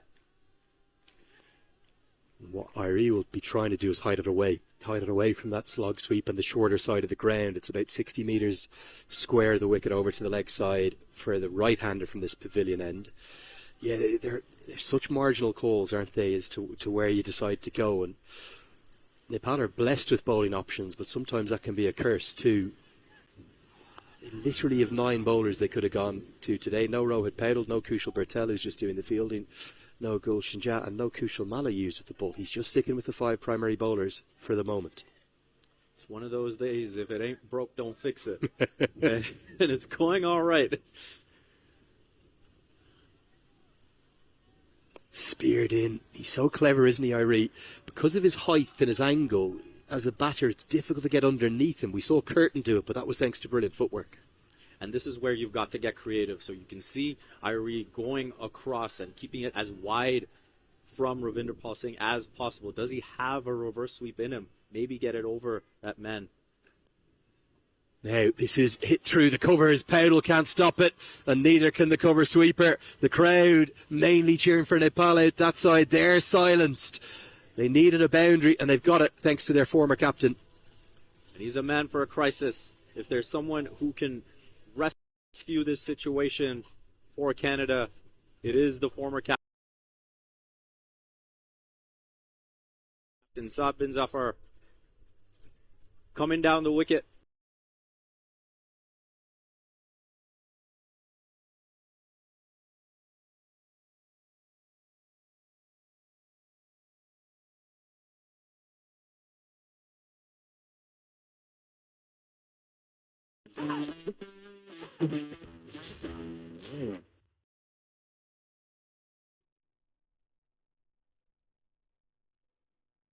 Here's the batting cards. Curtin was the only one who's really made it look easy and play with fluency. Harsh Thakur had a few moments too. Is that what you want from your openers in a game where it's definitely the part of the day that's the easiest to score is when the ball is hard and new? 25 off 29 and 12 off 16.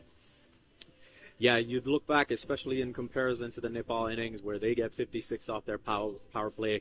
Canada respond with 34. And that is now, well, looking around the ground. Drama, real drama here, because whilst I was out there, I noticed a big gust of wind pick up. The umpires are going to be the ones in the hot seat here, and you can see they've come together. I don't know if we can actually get across to you what's happening, because there is rain in the air, and quite significant rain. We're going to need somebody to get us the DLS sheet from the match referee, because we don't know right now as to who is exactly ahead right now. And you can just see there that there is actually quite a bit of rain.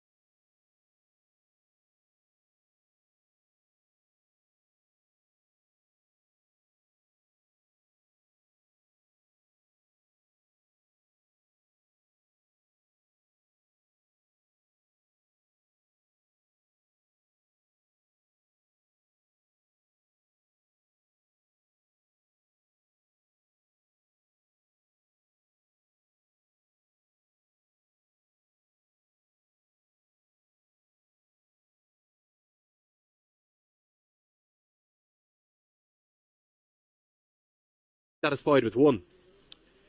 It's just one of those situations where they know how crucial this partnership is to their chances.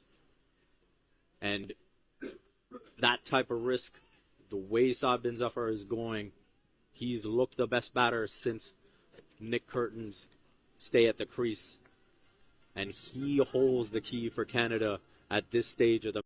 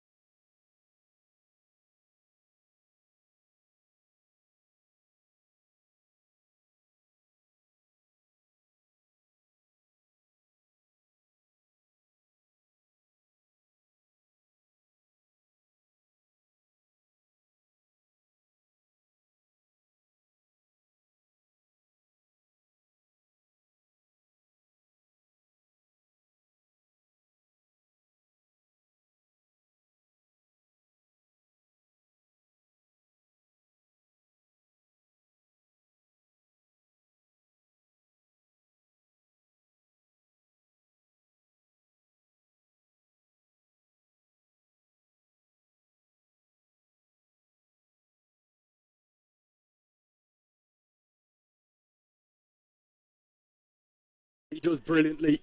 He's going to save 2 runs there. And the throw flat and quite outstanding. Good work from him. You feel a bit for Nepal here. These conditions not easy. Listen to this if you want more.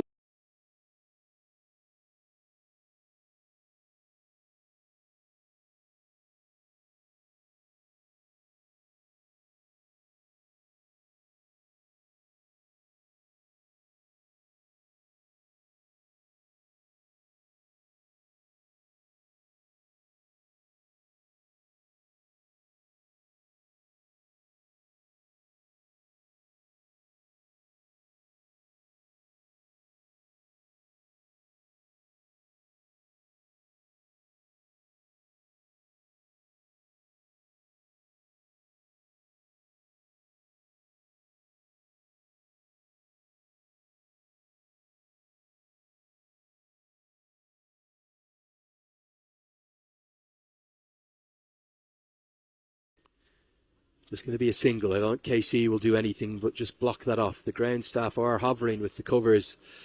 And there is still a delivery to go because of that no ball. Have you ever seen a no ball like that in your life? Oh my goodness, absolutely not.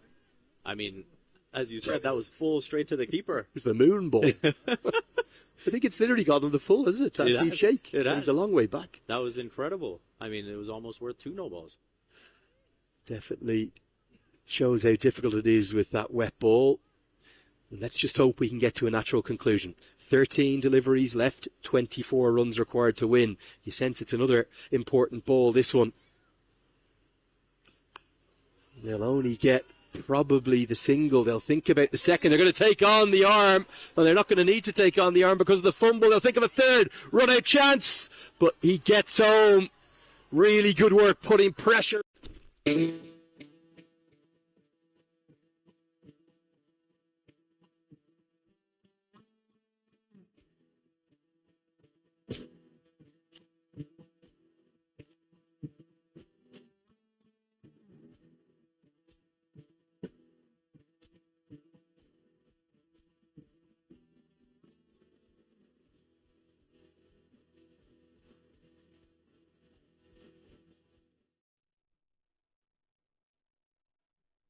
So 2 overs remain. This no-frills T20 Cup is really coming to life here in game number 4. There's real drama. Now, I was just out in the crowd there. As I was going back around the back of the pavilion, you see the brown roofed building there. All of the weather is coming up from the city of Toronto. That's where the biggest city in the country is, up that way. And the wind has really picked up as well. So it means that for the batters in this over, they're going to be hitting into the wind down the ground. But critically, in the 20th and final over, which, if we read it right, with Karen KC bowling the 19th, it could be Dipender Singh Iree bowling that, or he could turn to Gulshan Jha. The batter's going to be hitting with the wind. So it means with 21 to win off 12, if they could even get 8 or 9 off this over, you'd imagine that final over could be the one that's going to decide things. Sad Bin Safar has played really well. He's on 21 off 13. Ravindrapal Singh, he's taken a while to get going. These 12 balls are going to decide the fate of today's contest and maybe the tournament. Pulled away. Kushal Patel out there, not going to get there. Goes all the way for 6. Sad Bin Safar changing the game in at number 8. And Canada now for the first time ahead of DLS and maybe ahead in this contest. I absolutely love Sabin Zafar's competitive spirit, coming in a difficult situation. Short ball well outside off, and he's able to take it in between the man at long on and deep mid wicket. Brilliant shot to put Canada ahead at this stage. You would say the wet ball, the wet conditions advantage Canada. Nepal looking around, seeing if they can make some adjustments to the field. As we get our look at the replay, again, just tremendous strength to take that from well outside off beyond the ropes on the leg side. Goes Fuller, slapped away. Now, there is protection out there, but it's wide to his left. And Sad bin Safar.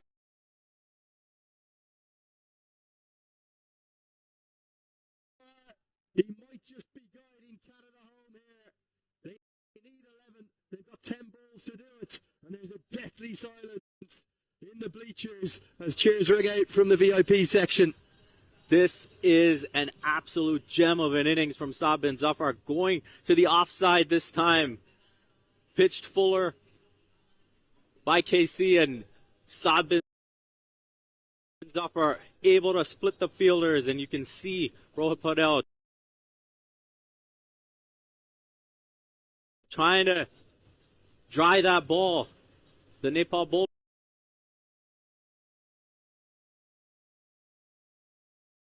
This time happy to check it down. You can just see, because of the rain, the grease across the surface, it's skidding off the pitch, but almost more critically, it's skidding off the outfield. It's really sped the outfield up. And that's where we saw the misfield as well. That crucial, what could have been 1 turns into 3, and that builds the pressure for the fielding side. Now you've got other fielders thinking twice. Do I go hard at this? Do I play it safe just to keep things down? And Saad bin Zafar, what an innings this is. What a partnership this is. The dynamic duo of the match. Yeah, certainly. It's been all about the man on that right of the screen. 32 off 16. Clearly forcing his way. Should have been up the order, like we said. Should have been at number 7. Right, Midoff's going to come up into the circle. Can Karen KC find a dot? No, he's going to be hammered away for 6. And the 19th that so often decides the game. And it's swung it maybe inexorably now in Canada's favour. They need just 4 more. Nepal, they just cannot get over the line against the hosts. They've got the wood over them. Canada, they're going to go top of this table now, you'd surely say. And Ravinder Paul Singh joins the party, short angling in. And he's happy to help it along its way. Brilliant swivel. And we know Ravinder Paul Singh has the power. Brilliant shot to put Canada 4 away from victory. 8 balls to go. 2 in this over. And we've already seen 17 taken off these first 4 balls. Well, look, you have to feel a bit for Nepal, but you've got to give great credit to the way in which Canada have played this partnership. Well, it's turning it around from the most unlikely of positions. You just wonder, did Nepal miss a trick by bowling a bit more spin? You saw how difficult it was against Rajbanshi, against Lamachane.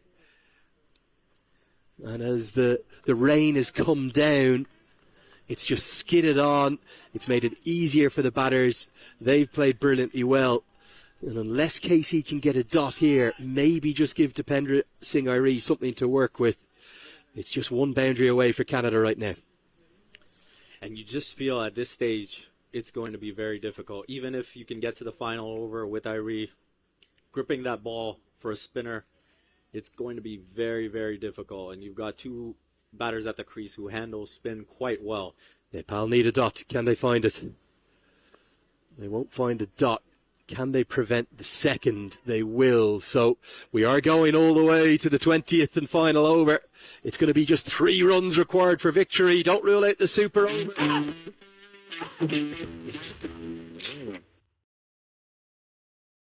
Than ever.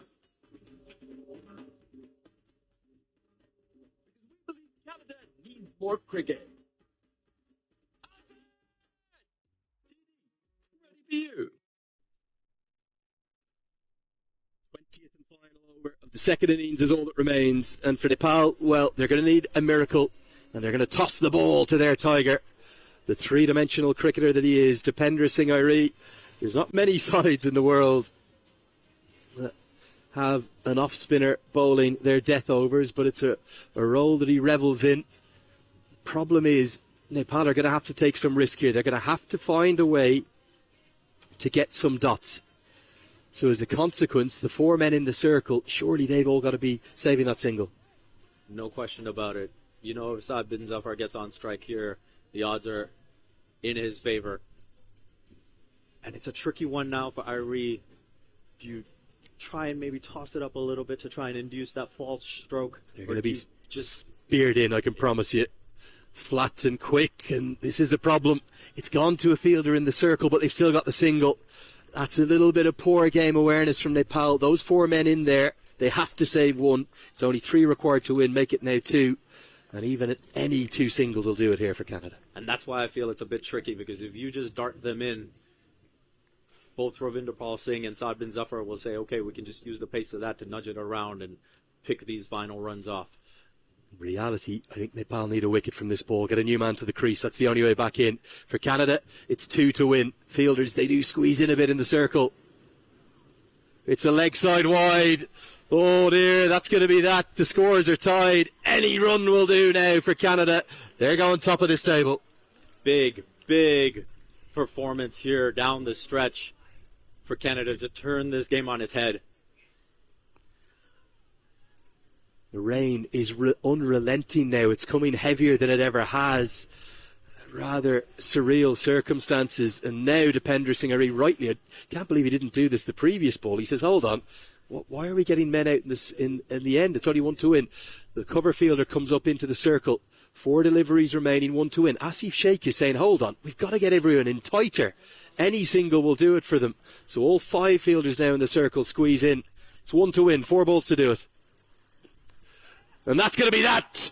Saad bin Zafar is the hero. With ball first and secondly with bat, it's been the deciding innings between the two. We're finishing here in heavy rain. But Canada, they've taken the win by 4 wickets in rather dramatic circumstances. Nepal just can't find a way to beat the hosts. And Canada, they're top of the table and maybe with half a hand on that no-frills T20 Cup now.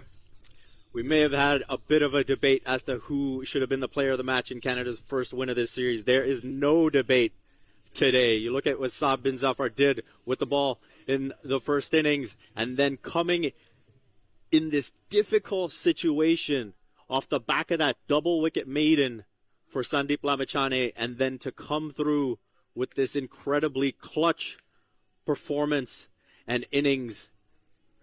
Hats off to Saad bin Zafar, showing his leadership, his competitive spirit, his drive to win, and Ravinder Pal Singh proving a more than able ally and rewarding that selection to come into the side and finish off the match with this critical partnership.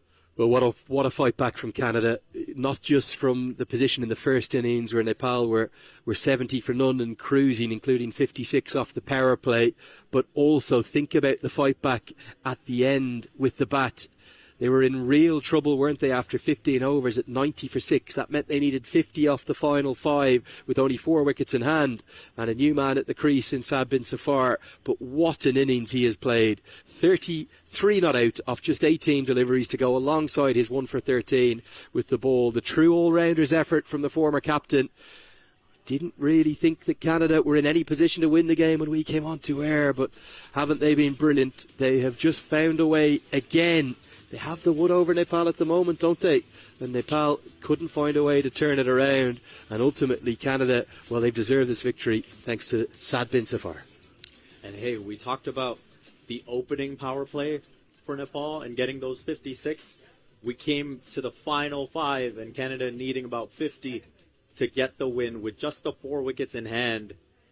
And you were thinking 1 more wicket and this game is over. But instead we see an unbeaten 50-run stand between Saad bin Zafar and Ravinder Pal Singh. Again, Saad bin Zafar able to find the boundaries at the right time. And then you have to say, the rain came at the right time for Canada too. Yeah, there was a massive factor, and I don't think you can overlook that. I think the fact that that ball just got so incredibly damp made it very, very difficult for the bowlers and the batters.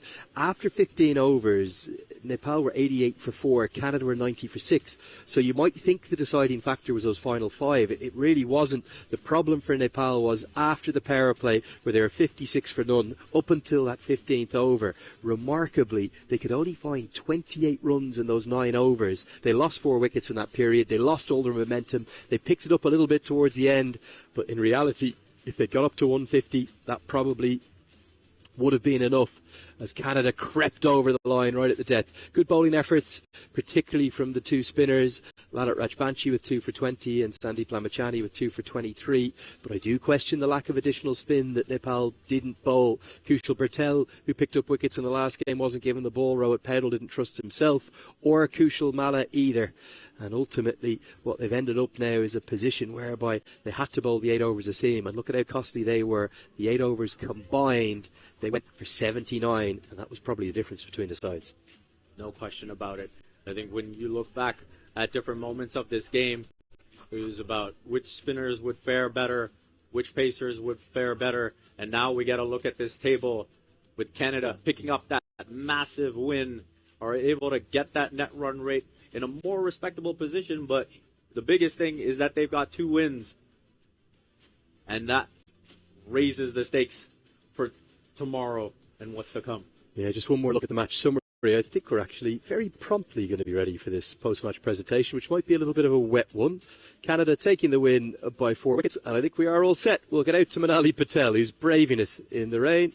We'll have both captains and find out who the player of the match is.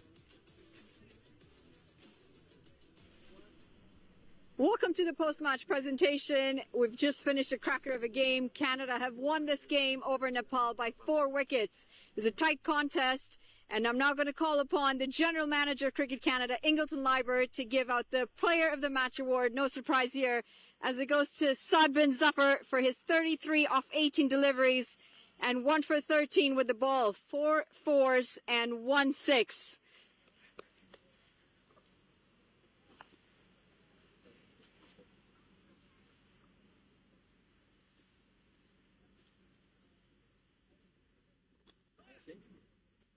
You can have a quick chat. Sure. Okay, sure. Well, you're known for your bowling, Saad. Today, you've definitely brought it out with the bat. What was it like batting in those conditions? To be honest, it wasn't too tough. There was a scoreboard pressure, but the wicket was not playing bad. It was just about building one partnership. We were just one partnership away from that, chasing down that total, and that's what the communication was in between me and Ravi. We were like, let's settle in and then just try to put the bad balls away and then the good balls in the gaps and keep ticking. That was the plan, and I'm glad it worked. Well, you came in at a tough situation as well. A lot of wickets had gone down back to back. What was going through your mind when you came out?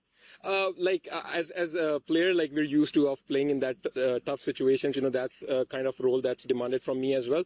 So it's not something new for me. It's just about, controlling the pressure, not overthink of the situation and see what's the best plan to go about whatever the situation you're in. So it was me about holding my nerves down and then just, wait for the ball, watch the ball and react. Well, you played exceptionally well today. Good win. Congratulations. Thanks a lot, Nali.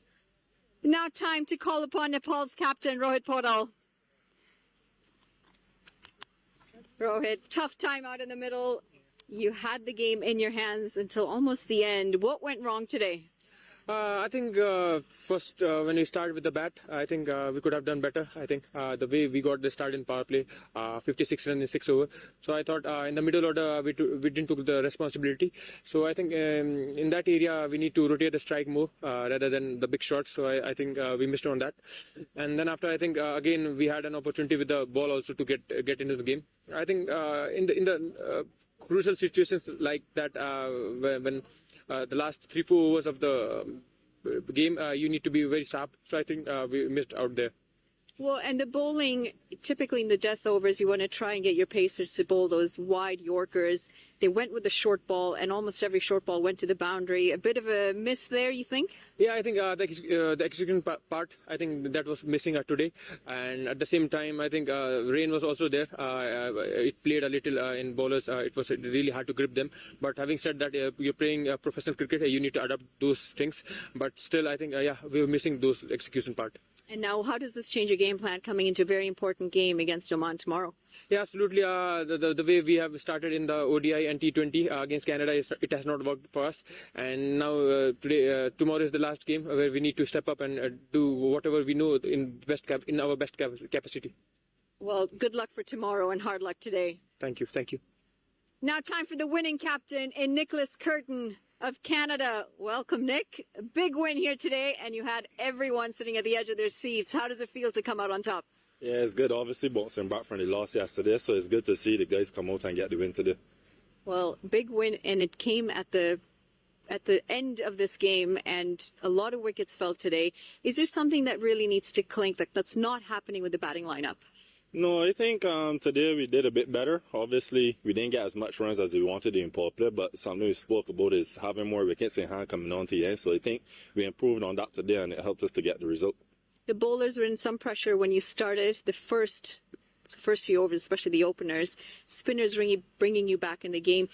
Is it that the conditions have changed today, or is it just that the bowlers weren't as effective first on?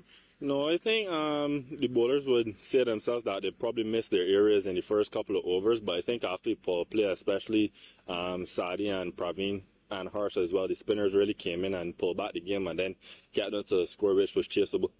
And yesterday was a tough game for you guys, especially against Oman. All aspects, batting, bowling, fielding. You've turned things around today. What were some of the discussions when you guys got back, had your meeting after the game? Yeah, we actually just had a quick chat after the game yesterday, but we didn't have any meeting or anything last night. What we really spoke about was just having a bit more intent in the batting, and then obviously for the bowlers to be backed up by the fielders and just keep trying to execute what they're doing rather than worrying about the end result. And as I said, a little bit more intent from the batting, which helps us today. Tomorrow's a day off. Is there any training scheduled, or is it just a relaxing day before the last game for you? I'll have to ask Casey about that, but probably optional if anything. But no, I just want the guys in the right frame of mind, probably just some recovery and then come back for the last game, try to win the series. Well, great win today. Congratulations. You go ahead and you celebrate with your team. Thank you. And that's it from the post-match presentation. This T20 No Frills Cup is getting very exciting. We're going to take a break from you for today, but tomorrow we're back again at the action as Nepal take on Oman. That's it from us for now. Thank